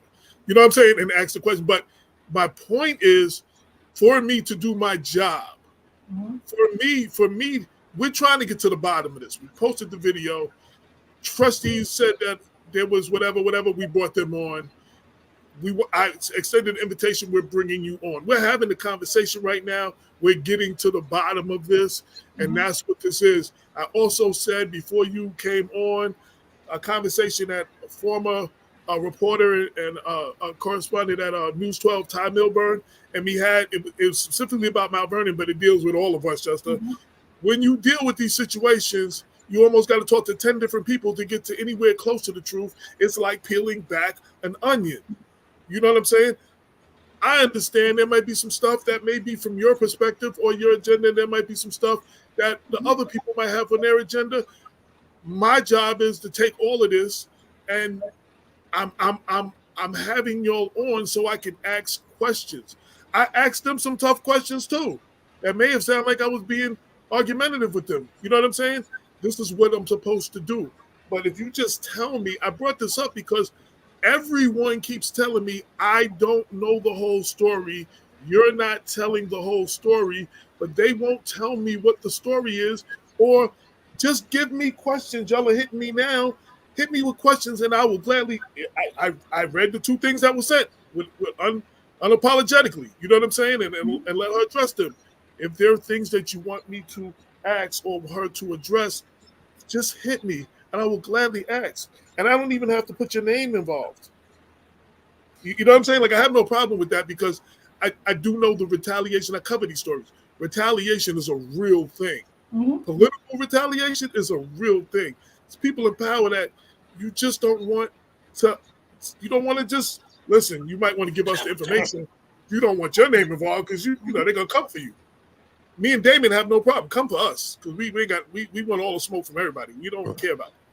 So You know what I AJ, mean? after that week, I did get a letter from Rich Nightingale, which is posted online. It's 2 pages. There is nothing in there that disputes anything I've said, but there's criticism that I've had a problem with West Hab. I'm going after West Hab. I'm disrespecting the nonprofit, and there's a lot of accusations in there, but there's nothing that says the emails didn't happen, the conversations didn't happen. We did not provide any technical assistance. We did not pick the lot. They are not, no one has disputed that. They're saying, I don't understand. They're saying that nothing illegal happened, nothing was traded. That's possible. You know, maybe it was just completely altruistic, or maybe there's a gain somewhere else, like in a political career or helping someone out or whatever. I don't know. But nobody, even Rich Nightingale or Tom Murphy or Jerry Barbario, in the emails they sent me, can detail what I have said that is inaccurate. They are upset, and I understand that, but they have not told me where my facts are wrong. Well, I specifically asked Rich Nightingale what was said in the video that was untrue. Mm-hmm. What is the inconsistencies? All I get back is this is the person who attacked 2 black trustees. You understand what I'm saying? Mm-hmm. How did she attack the 2 black trustees? Because that is an interest of mine. And I'm going to be clear. I told Leonie on the phone, yo, I endorsed her. I included her in my book. She is the first black female trustee in Mamaroneck.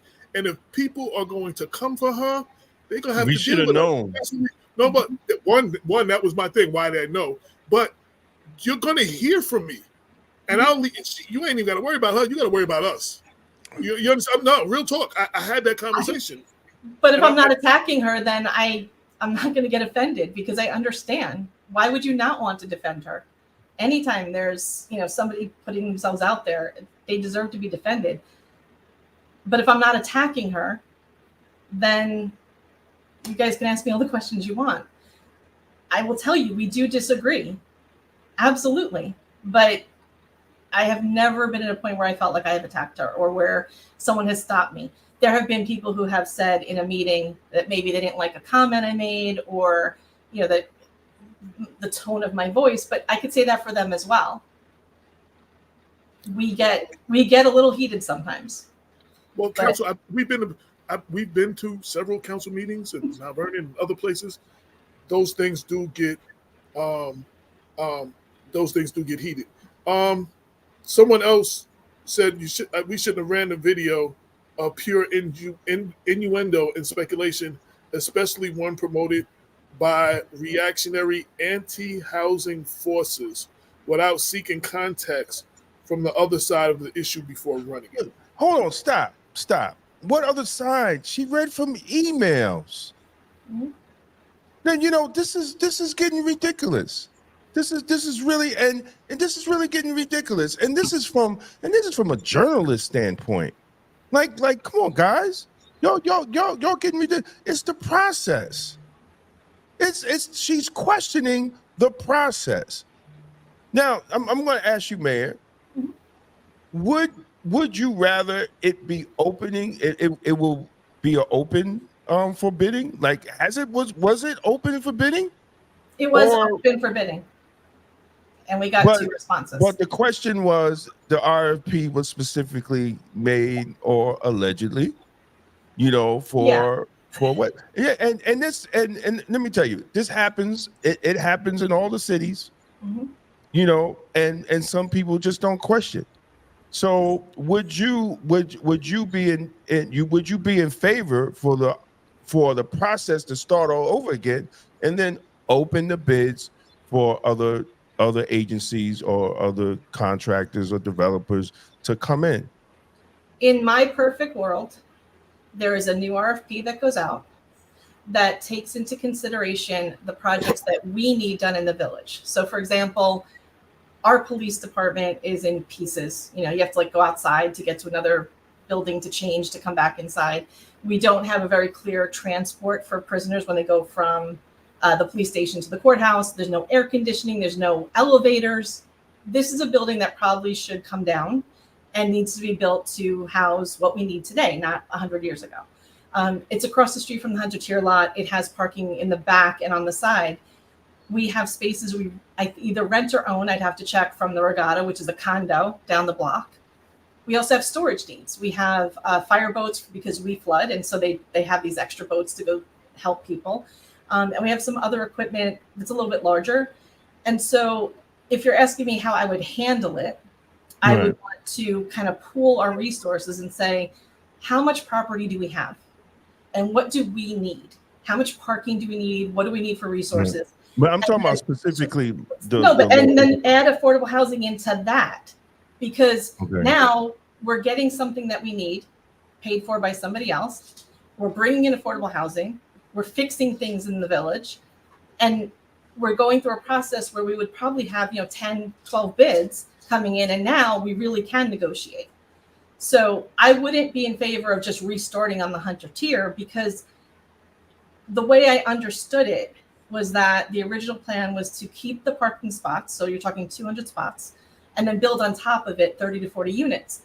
But that's not financially viable. And we need the parking. So that means I need more space. So to just redo this in the same spot doesn't really get us what we want. You really need to pull some more property into it. Okay. So I'm sorry. I got another question from a view. Now this is a viewer checking us out from Metro Atlanta, outside the Atlanta area, who knows, who has nothing to do with this, who has nothing but is involved in these type of situations. And their question was, ask her what she feels is missing from the equation of hypothetically getting the ball rolling for affordable housing. Like, what would rollout 1, 2, 3 look like ideally? How many residents would ideally be served?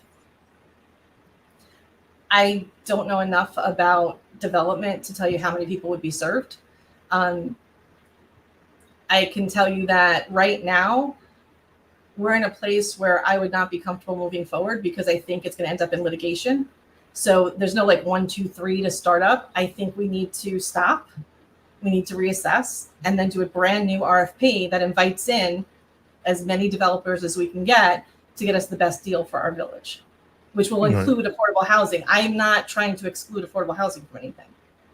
Right. Now this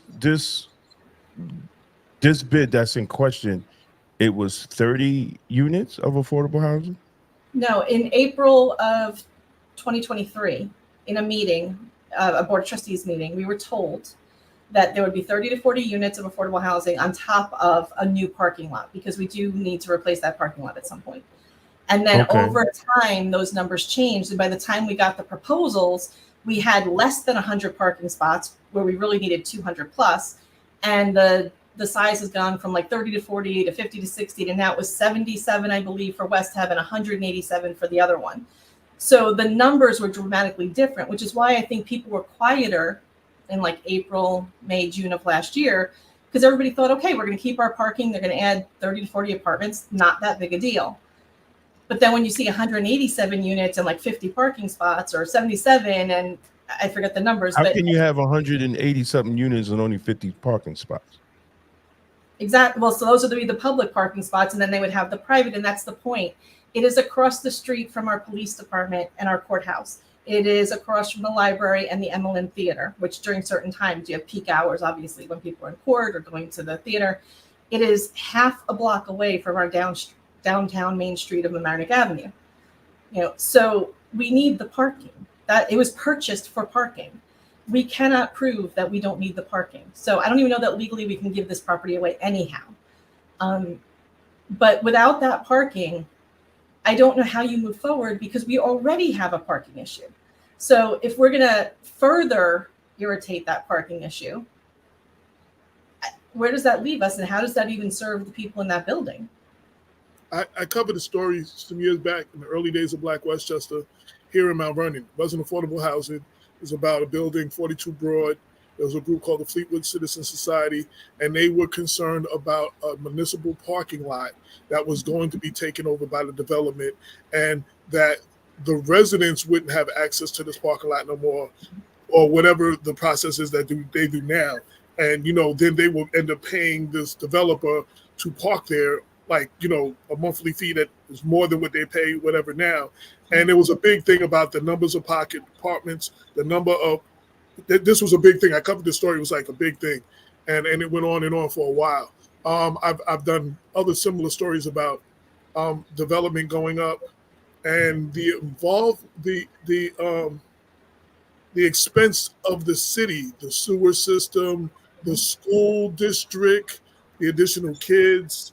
All of these things are supposed to be taken into consideration and are not always. I don't know if any of that is going on here, but I'm just saying I've done several series, and definitely parking was definitely one of the main issues in this incident of this building that the local residents were fighting against. So once we decide, let's just say we're going to move forward. Let's just pretend for the sake of argument we're moving forward. And we decide to go with one developer.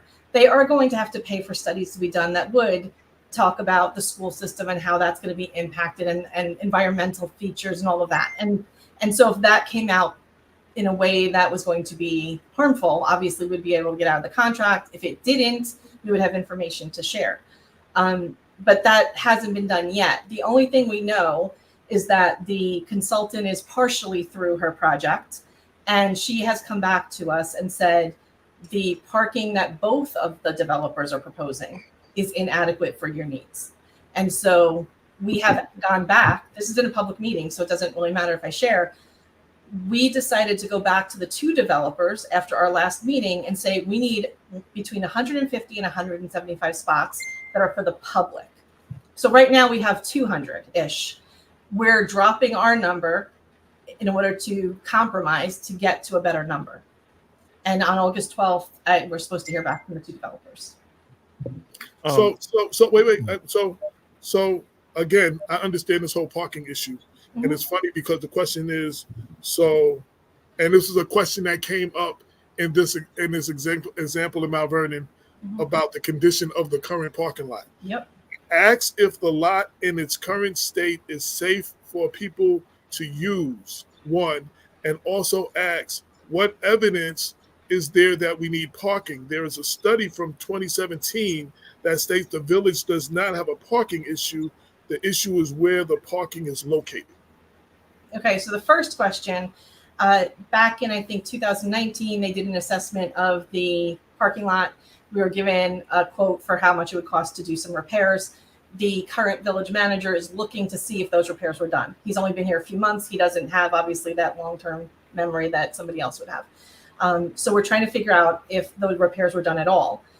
There are exposed rebar. There is exposed rebar and some spots that are blocked off so that you don't park there because concrete has come down. So it does need to be replaced at some point, and we're getting closer and closer to that point.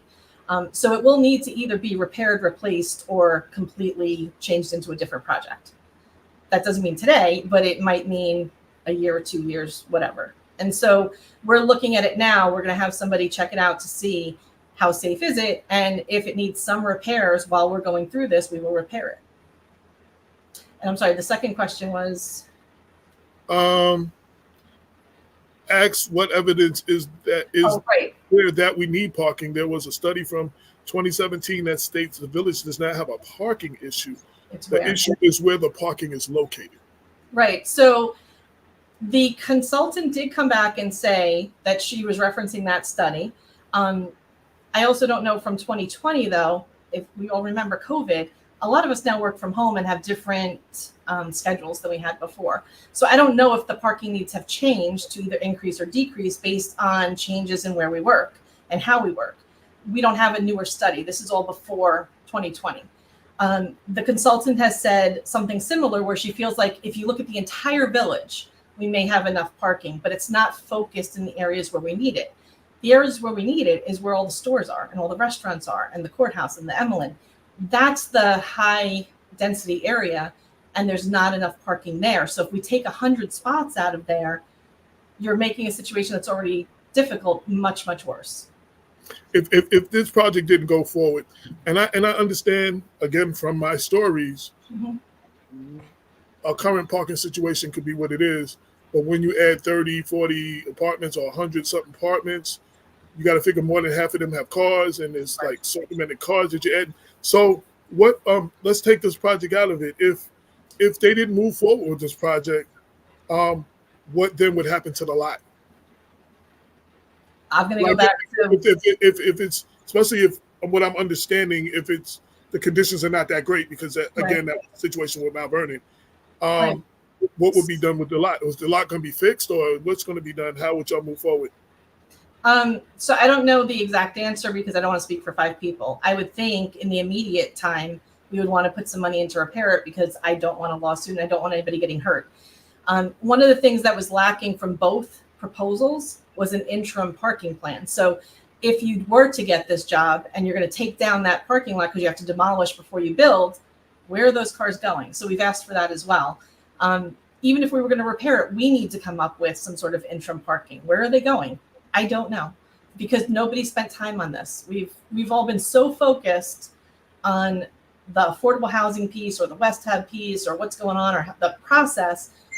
Nobody's looked at where do you park while you're doing the work, because it's going to have to get done. So we're looking at, there's some space behind the police department. We're trying to figure out like where can we do something, but we haven't had anybody come in and actually give us a plan yet. I just want to say I have at least 5 people. I'm glad that there's engagement. Okay. Blowing me up with questions that I'm not going to be able to get to most of them. Okay. You know what I'm saying? Unfortunately. If you want to email me questions, I'm also happy to just respond to you and give you answers if I have them. I will definitely do that, because time-wise, we're not going to. There's every question that I ask seems to spark other questions and other questions, and then more people want to come and ask questions. And I wish some of this would have been done closer to the beginning. But the bottom line is, so the issue has come to Black Westchester. Mm-hmm. When an issue like this comes up, this is our process. This might not be other people's process, News 12 or Low HUD or whatever, but News 12 or Low HUD is also not going to give 30, 40 minutes to an hour to everybody to have this conversation. Like I think the trustees got close to an hour too. You know what I'm saying? I plan on both of them being 30 minutes, but that obviously wasn't possible. But you're not going to get that. And even if they interviewed you for 30, 40 minutes or an hour, they're only going to show 5, 10 seconds of it or minutes of it. Like you're not going to see the whole thing. Right. This is a little process of what we try to do and use the show for, to go with the articles and stuff. So now we're hearing about it. Now I am inviting everyone who is watching, who has information, to email us blackwestchester@gmail.com. But make sure, keeping it 100, make sure that what you said to me is facts over feelings. We want to keep it factual. I don't care what you feel about a person. I don't care. You might not like the person. I don't like everybody.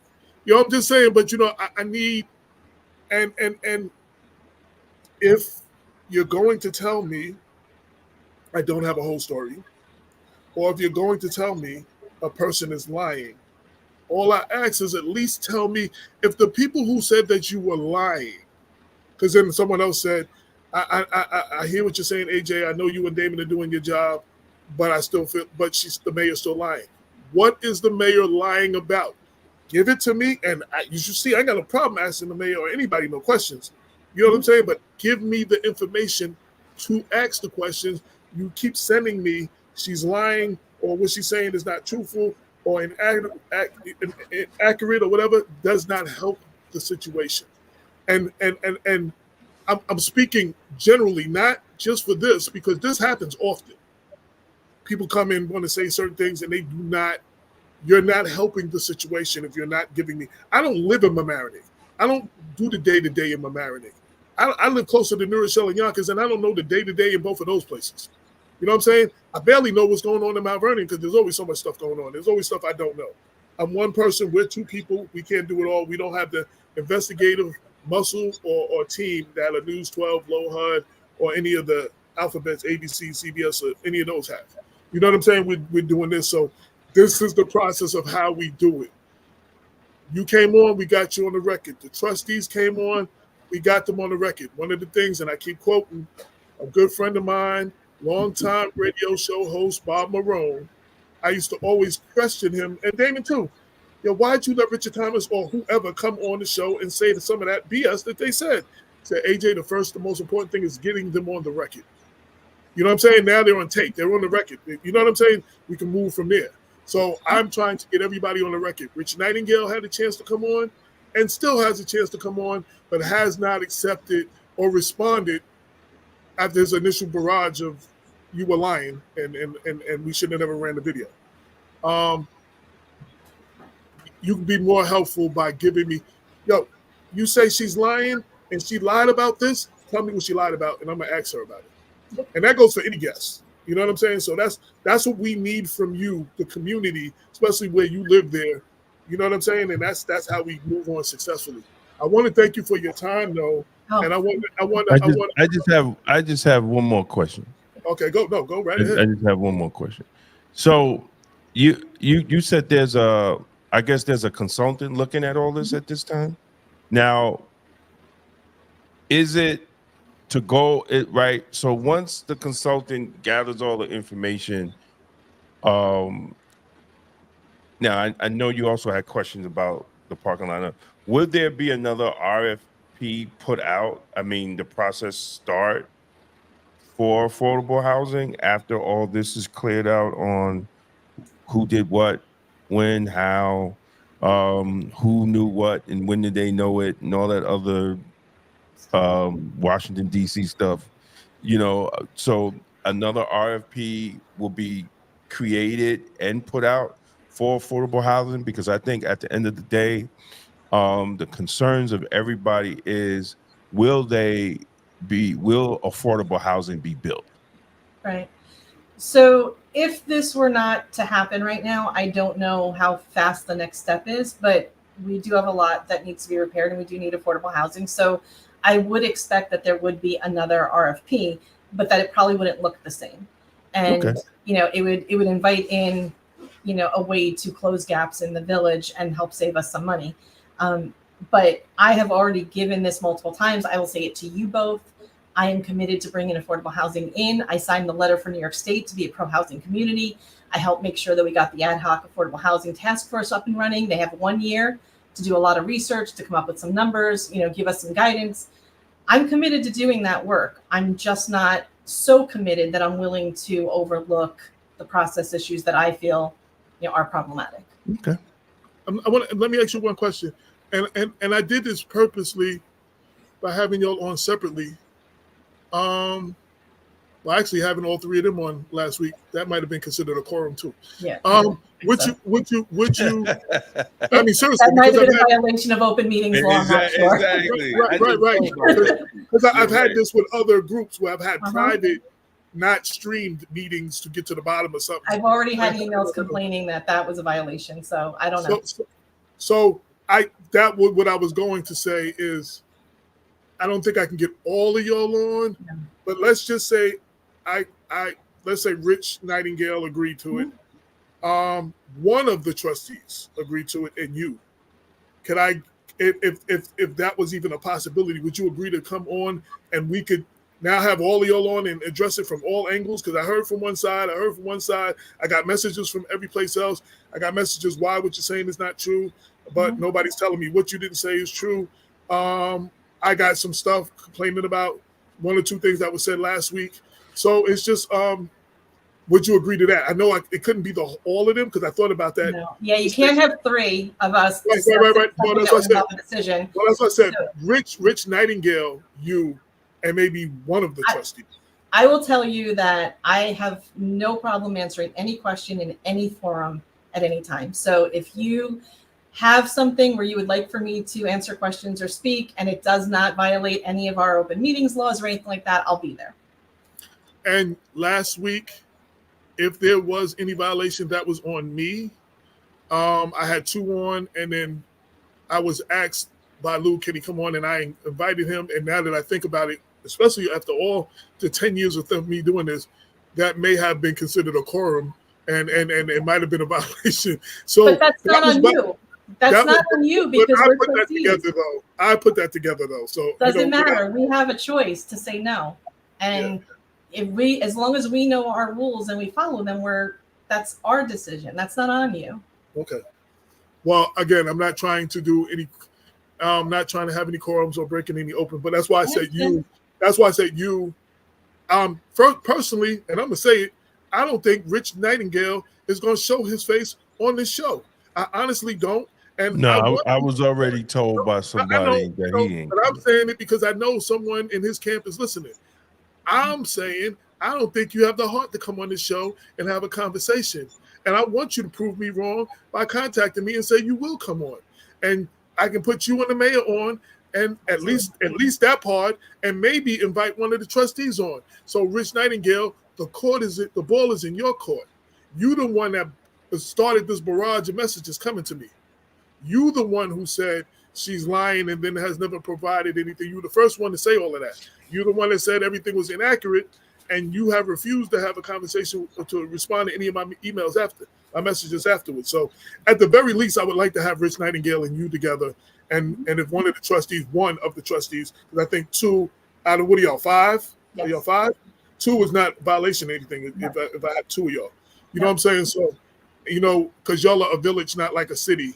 Correct. In the cities, the mayor is not part of the count. Is not part of the board. Yeah, I count as a trustee. So I could have had 2 of them and you. Yeah. But so I understand villages and towns, the mayor or the town supervisor is actually an extra member of the board.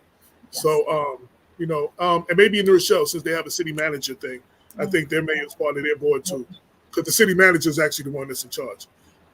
Lastly, we throw a lot of letters around, and I at least want to just always educate people. Most of my viewers, and if you're not involved in real estate or government or anything, what the hell is an RFP? Like most people don't even know what that is. So if you can briefly just break that down for people that don't know. What is an RFP? Why do we need them? So an RFP is a request for proposal. It is a guideline that explains what the project is, what we're doing, and requests that you submit proposals to do that work. So it could be something like, we need repairs done someplace, but then we think they're going to be expensive. We put it out and then we look for the lowest bid. And in government, we often go for a lower bid. The RFP is intended to be the guideline for what the developer or the other vendors are bringing back to us so that we can compare them apples to apples. So for example, if the RFP said, we want to have 200 parking spots plus 50 apartments, which would require 1 spot per apartment. Well, you're putting in 50 units and there's 250 parking spots. Now, how are you going to do it? How are you going to make that work? What's your configurations? What's the cost? What happens? If you just say, hey, we have a piece of property, we want to do something with it, send us a proposal. It's not accurate enough for us to be able to compare one to another. So it's very hard to compare, for example, West Hab with 77 units to someone who's purchasing an additional property at 187 units and now is going to add some market rate to compensate. How do you make those numbers match? But when you do a request for proposal, you usually give enough guidelines so that everyone's working on the same information, providing their cost for that whatever that is. And then you choose most likely the lowest bidder. Sometimes you don't choose the lowest. It might have some other criteria, but you list every criteria so everyone's on a level playing field. I have one last question that just came. No, okay. I have a question. Okay. All right. So let me get this. Let me. Someone texted me to ask you, listener, did you consult with any other mayors about the process? Same person, same question. Go ahead. Okay. Well, there you go. So I did attend a luncheon, I don't know, 2 months ago, somewhere around that time, where there were a number of people from other municipalities. One of them was the mayor of Pelham, who has recently worked on a private-public partnership, and they did a presentation. And so I did talk to him about their bidding, their RFP process, what they went through, et cetera. Chance Mullen, right? Chance Mullen, yes. But I haven't gone out to all the mayors to compare because I know what an RFP process is. So I didn't feel like I needed to. I mean, I could, but I haven't. Part two of that question was they have a lot of shelters, employment programs, etc. So how do we know that there wasn't anything underhanded with that either? What do you mean underhanded? Like they were going to say affordable housing but do something else? Is that what underhanded means? I don't know. That's the exact wording of it. They have a lot of shelter, employment programs, etc. So how do we know that there wasn't anything underhanded with that either? I wouldn't make an assumption that because, and I work in social services, so when I look at things, I might look at them differently than say a for-profit business. Just because West Hab is providing a service to a population that maybe you don't have a lot of experience with, doesn't mean they're doing something underhanded. They just have different types of business, like selling different types of products. So they may have shelters that has nothing to do with this proposal, whether it was underhanded or not. But it's completely irrelevant. They responded to an RFP with a proposal for an affordable housing development. Maybe I don't understand the question, but I don't see how that would be underhanded in any way. Anybody else who has questions, please feel free to keep them coming. Either those who have been texting me and messaging me, or email blackwestchestermag@gmail. The mayor has already committed that if I put them down on a piece of paper, I mean an email, and I send it to her, that she will respond. And absolutely. We can run that as an article, follow-up questions or whatever. Lastly, I was told last week that what Mamaroneck is doing that is ideal compared to other people, they're looking for something that the whole building is 100% affordable, not just a 10% or 20%. Right. And so if you can talk about that, or what's that about? So the plan was that every single unit would have a certain AMI, and that was, I'm going to mess with the average median income for Westchester. That is based on, I think right now, something like $145,000 a year. So the percentage of that you make would qualify you for an apartment at a specific rent. And so the West Hab project was between 30% of AMI and 80% of AMI. Now, 80% of that means like $120,000 a year. And then the Luna Hyperion project went up to 120% of AMI, which means that your income could be as high as I think like 160, 170. Don't rely on my math, but I'm close. And so I think the original intent was that you would get as much funding as possible in order to get down to the 30% AMI to help the people who make the least amount of money. But neither of them came in with that being the biggest group. The bigger group is the higher earning group. So Dr. Bob could make it, but he is watching and he does have a question. And he said, I did a quick search of the internet for studies of affordable housing in the village of Mamaroneck while this discussion was taking place, and found a report released February 24th of this year about the housing situation in Mamaroneck Village. Is this report still timely? Can our viewers look to get more information about the housing situations by reviewing it? So the housing report was done by our former village planner who then resigned. And I believe it is on our website, which is just type in Village of Mamaroneck and you should be able to get to the website. And I believe it's there. If not, it certainly can be requested. Is it timely? I don't know. This is the same planner who was with us a few years ago when we started the zoning changes with West Hab, and then he left and then he came back. And I know he is passionate about affordable housing. I think he's a very good planner. I think a lot of the information will be accurate. How we use that information, I'd have to go back and look at it again. I haven't seen it obviously for like 4 or 5 months, and we have something different happening every other week. So, but it is available. It would be available. It was in a public meeting, so it might be attached to minutes, or it might just be on the website. I'm gonna end it there as far as questions concerned. Again, all people can send their questions in, and I will also send this with that. So if you have any more to add to that, you can. Any last words? One, I want to thank you and the trustees for coming on. unlike Rich Nightingale, who made a lot of noise and didn't come on. I want to thank y'all for coming on and starting the ball rolling of the conversation that is obviously a difficult conversation that a lot of people do not want to have, and that no one else has seen fit to cover the situation, even though it has been going on for a minute. So hopefully this conversation is helping to get to the bottom of this situation, which there was no way we were going to do that all here or in last week's conversation. So we will continue moving forward. But do you have any last words or anything to add? Well, sorry. First, I see you want to join the show. She wants a lot of attention tonight, apparently. First, just thank you for having me on the show. I did watch last week's, and I just wanted to make sure that at least, what I'm writing, what I'm saying is mine, and that nobody is putting anything on it. And that if you wanted to hear different sides, I really appreciate that. And I'm completely open to having additional conversations about affordable housing, about this project, whatever it is, because I'm not against the affordable housing, but I really do want the process to work. And I really want the community to find a better place with this. The people who don't want it, we need to have those conversations because they still live here.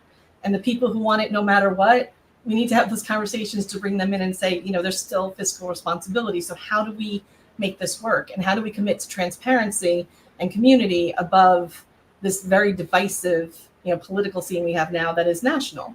We have a very small village, and we want to the best of our ability, do what's right for that village. Have y'all had a town hall? Any town hall with the community? Okay. Yeah. Community piece. Well, we want to thank you for your time. You know how to contact me. I will be in contact with you. This will not be the last, of course. I don't think people are going to allow me to make this the last. It's not going to be the last we hear of this. So there will be, at the very least, a follow-up. If everyone has questions and sends them to me, I will send them directly. I'll put them all together and send them directly to the mayor. And when she gets them back to me, we will post that with links to the videos and everything. And that'll be the next article to go out. Thank you for your time. Thank you. I appreciate it. Have a great evening. And again, congratulations and happy birthday. Thank you. Thank you. Have a good night. Yes. So that is the Mamaroneck affordable housing crisis, if you will. I thank everybody for tuning in, because there were people tuning in and engaged in this conversation from Mamaroneck, from other places in Westchester, from outside of Westchester, and even as far away as Metro Atlanta. Like, you know what I'm saying? So I thank all of y'all for tuning in. I don't know if everybody wants their names mentioned, so I won't do that. Just thank you all. I did want to go back before we left, though. I wanted to do this before this interview, and I didn't expect this interview to be that long. Yesterday was the 6-year anniversary of when Mayor Richard Thomas in the city of Mount Vernon tried to illegally shut down Cupcake Cutie in retaliation for what Damon and I wrote. Actually, they had a press conference, and I never speak at press conferences, but I spoke that day because some of the reason for the retaliation were my words. I did most of the writing. So I felt that, my whole thing is we always stand by the process.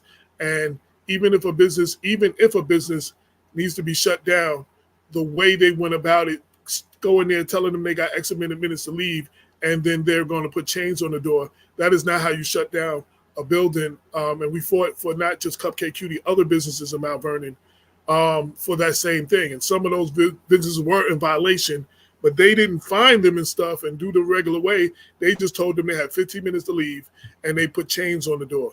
So we fought with those too. But this particular situation was Damon's family business, owned by his daughter, and his wife works there too as well.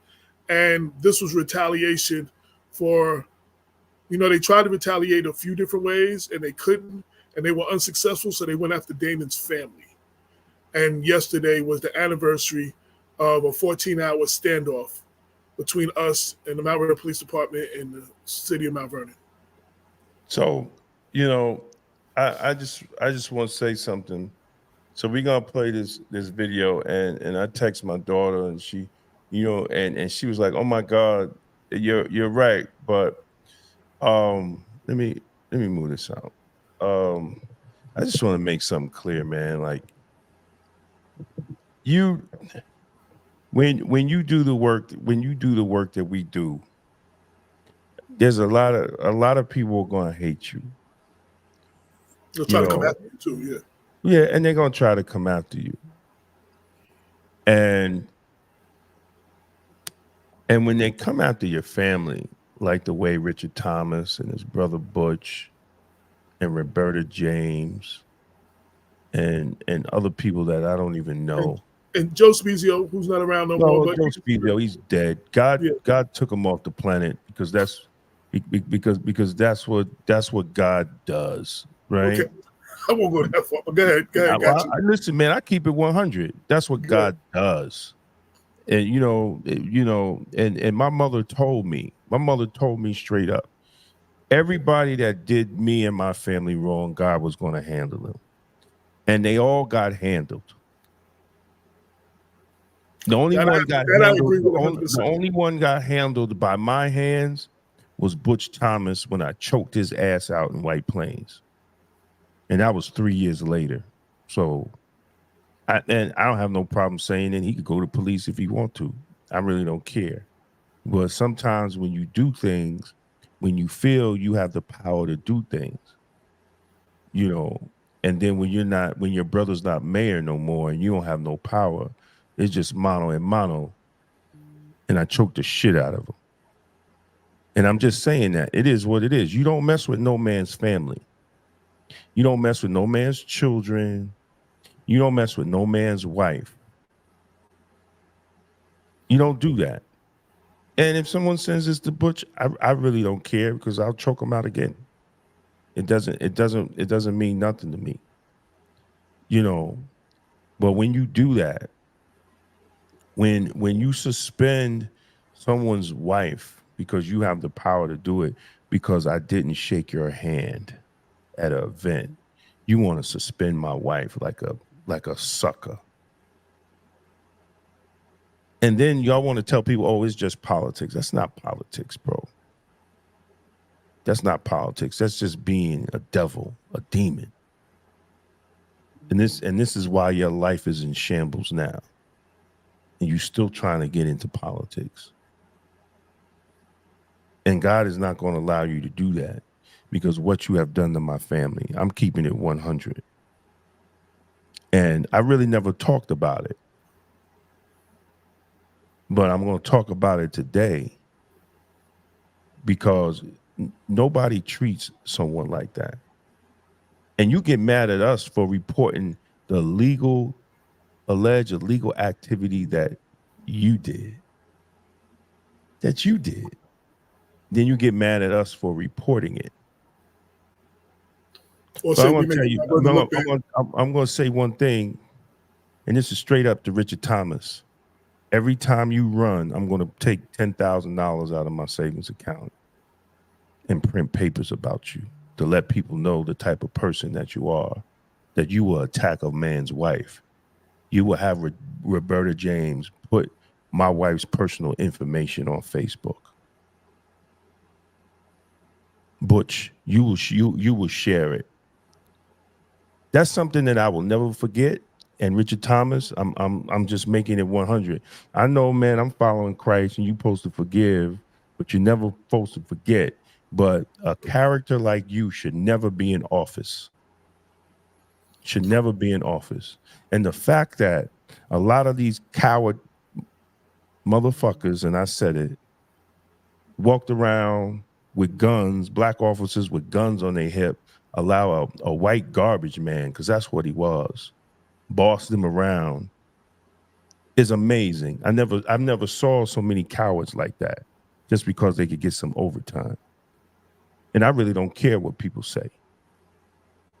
But it's all going to come out. It's all going to be on the big screen that everybody can see. So, I just wanted to make that clear. But God still have us here, and our family is doing good. But that period of time when we were doing work for the people, we had watched a young man who could have been anything just fall to an influence of power and didn't want to be accountable for his own self.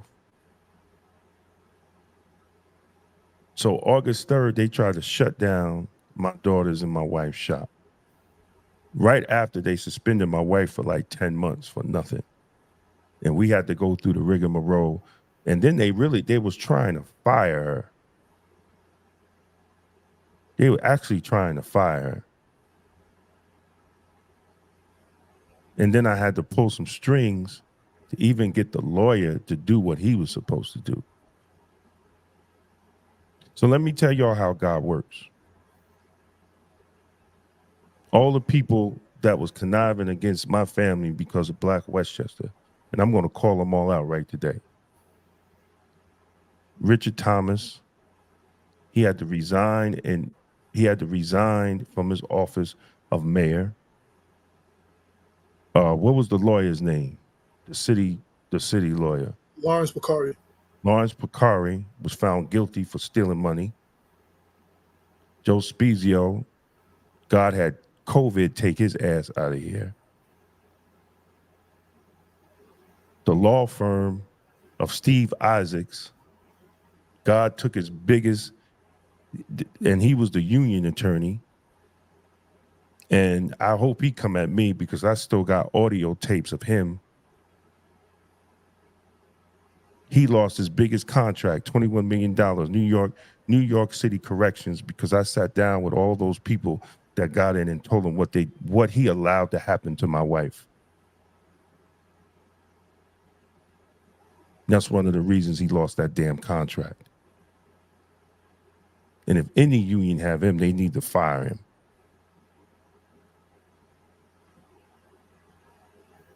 Alonzo West, he had 3 strokes. My mother was totally correct that God will take care of your enemies without you lifting a hand. So we're gonna show this, and imagine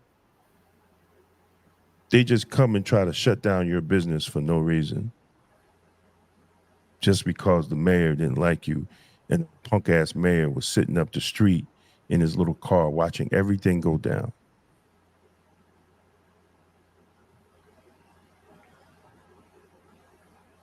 I'm trying to play this right here. I can't make it that bigger, but it is what it is.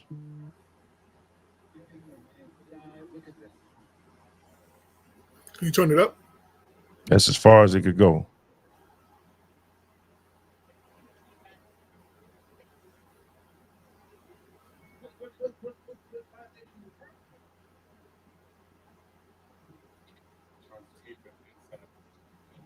Oh man, what am I doing? My Yeah, I bad. was going to get you. Yeah, what? So if you see here, they got the tape, they got the red tape in front of the store, they got the Constapos outside, and we ain't going nowhere.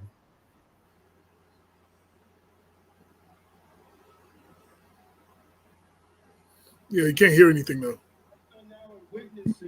You can't hear it? No, I can't. I don't know. Y'all tell me if y'all hear it. Political retaliation Now.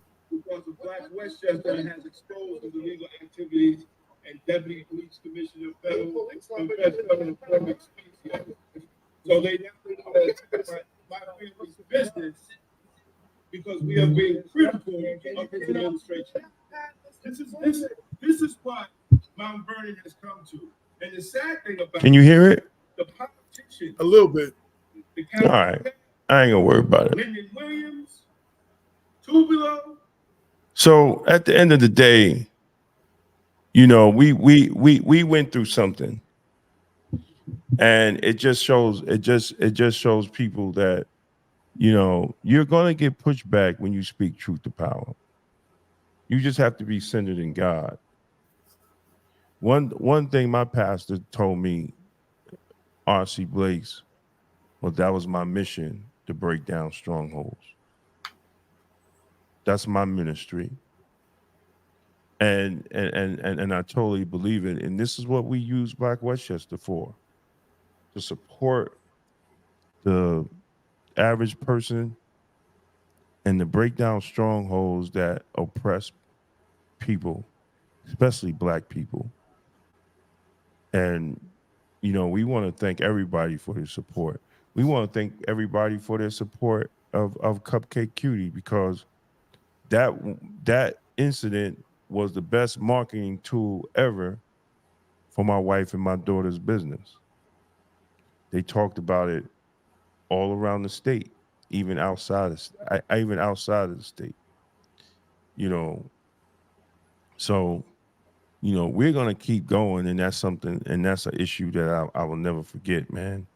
You know, in part of the history and of the last 10 years of Black Westchester County, that we were literally attacked.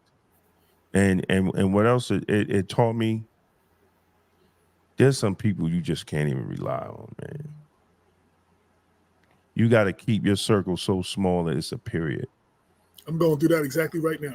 And don't trust people. You know, and don't trust people. Let me tell you, I had dudes, grown ass men, will tell my wife after this dude, and they know, and they were in conversations how he was going to attack my wife. Go back to my wife and tell her, you wouldn't be going through this if it wasn't for your husband. They are cowardly Black men to allow a Black woman go through that.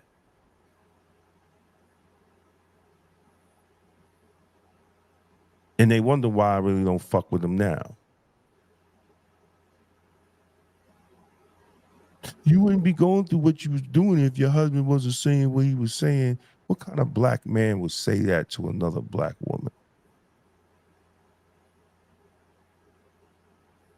This is real talk. This is what happened. And the crazy thing, some of the articles I didn't even write. Most of them you didn't write. Exactly. I wrote. That's why I spoke at that press conference. I wrote most of it. But and I have receipts for everything. I had receipts for everything I wrote. We put documents in, court documents, everything, videos, everything. But because she was low-hanging fruit, because she worked for the city of Mount Vernon, she was an easy target.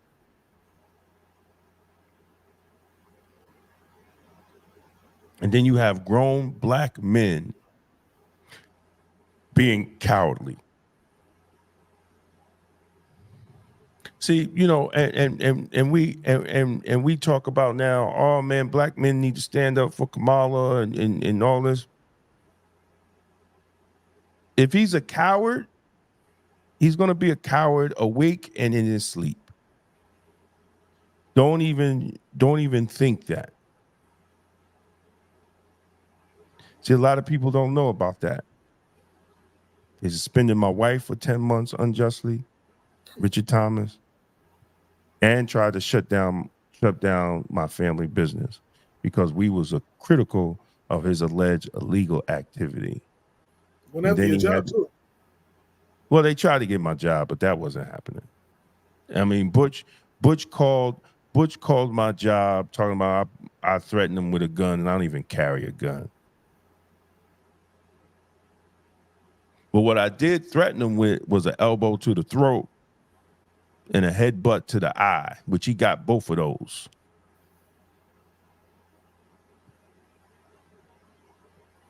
So, you know, I mean, people got to understand, you know, what you're doing, man, when you're out here speaking truth to power. And you definitely have to have faith in God, because they're going to come at you in any type of way. The devil is going to come at you. People are going to come at you. And you got to pray. You got to eat. You got to try to eat right. You got to exercise. You got to be in shape, because the devil's going to come at you. If you're going to live your purpose, if that's your purpose. But hey, man, we here, and we Still continue to be standing. here, and we still standing, and we're going to continue to stand no matter what people say. We're going to continue to speak truth to power no matter what people say. You could get mad, or it's only two things you're going to do. Well, it's going to be three things. You could get mad, you could come on the show, or you could debate, or you could fight. They said, why you say that? Because that's the only things you're going to do. And I advise you only do the top two. He said, why would you take it to that level? Because that's all you could do, because truth is truth. And when you want to push back on truth, those are the only things you could do.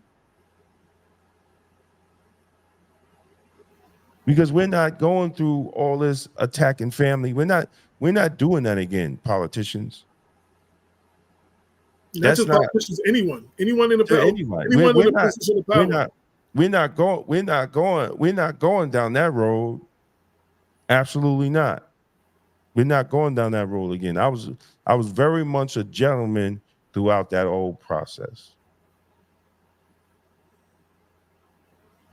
But I'm too old. I'm too old now to play those childish games with anybody or any damn politician, because you out here robbing the people and you get mad that we report about it.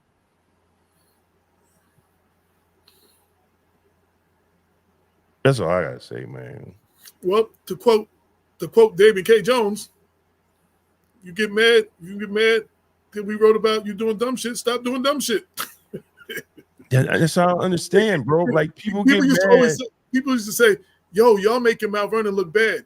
We making Mount Vernon look bad for reporting the illegal and unethical things other people are doing. But the people doing the illegal and unethical things, they're not making the city look bad. We are. Exactly. So, yo, we just want to thank everybody who rock with us. We're coming out with a 10-year commemorative issue. You have one more week if you want to take out a journal ad, a commemorative ad to support Black Westchester, celebrating our 10-year anniversary. Hit us at blackwestchester@gmail.com. Also, for those who don't have anything to take out ad, or smaller people that just want to support, the PayPal link is down there, and or check the Black Westchester, whatever. You can make a donation or a contribution. It's those things that have kept us going and kept us making the paper, the website, and the radio show / podcast free to the people. So we're doing this for the people. Everybody say they do something for the people, but then they charging the people an arm and a leg. And what usually happens is the people who need the information the most can't get it. So we're giving it to you. We're addressing the issues that need to be addressed. We're trying to educate our community a little bit. We're advocating for our community. Because, when you do Black media, let me be clear, we don't have the luxury of white media of just being the reporter or just being the person telling the news. No one asks News 12 and LoHUD, what are you doing for what have you done for the community? No one asks white reporters that. We have to be the advocates, the activists, the ones who fight for the legislation. We don't have the luxury of just doing the story. You know what I'm saying? So, that's a lot of what we've been doing. And shameless plug. You can read about how it all got started in my book, Black Westchester, The Origin Story. Available on Amazon, or you can holler at your boy to get an autographed copy. The whole story, a lot of what we talked about, a lot of the Cupcake Cutie story, a lot of what we went through, the retaliation and everything, all of that, how it all got started way back when. It's our 10-year anniversary. It's all in the book. So get that book and check out some of the articles. I'll put a link to what Damon tried to play. For those who couldn't hear it clearly, I put the link under the show on the site, so you can click on it and you can watch the video on your own audio and hear the video and see some of that for yourself. So, with that said, we out of here, man. We out of here. 10 years, episode 404. Still standing. That's the theme. Still standing, and we thank you all for your support. keep the support coming so we can keep bringing you the news of the Black point of view, and we can keep doing this, giving you that real talk for the community. Until next week, peace. 22 million black victims of Americanism are waking up, and they're gaining a new political consciousness, becoming politically mature. And as they develop this political maturity, they're able to see the recent trends in these political elections. Any minority that has a block of votes that stick together is in a strategic position. Either way you go, that's who gets it.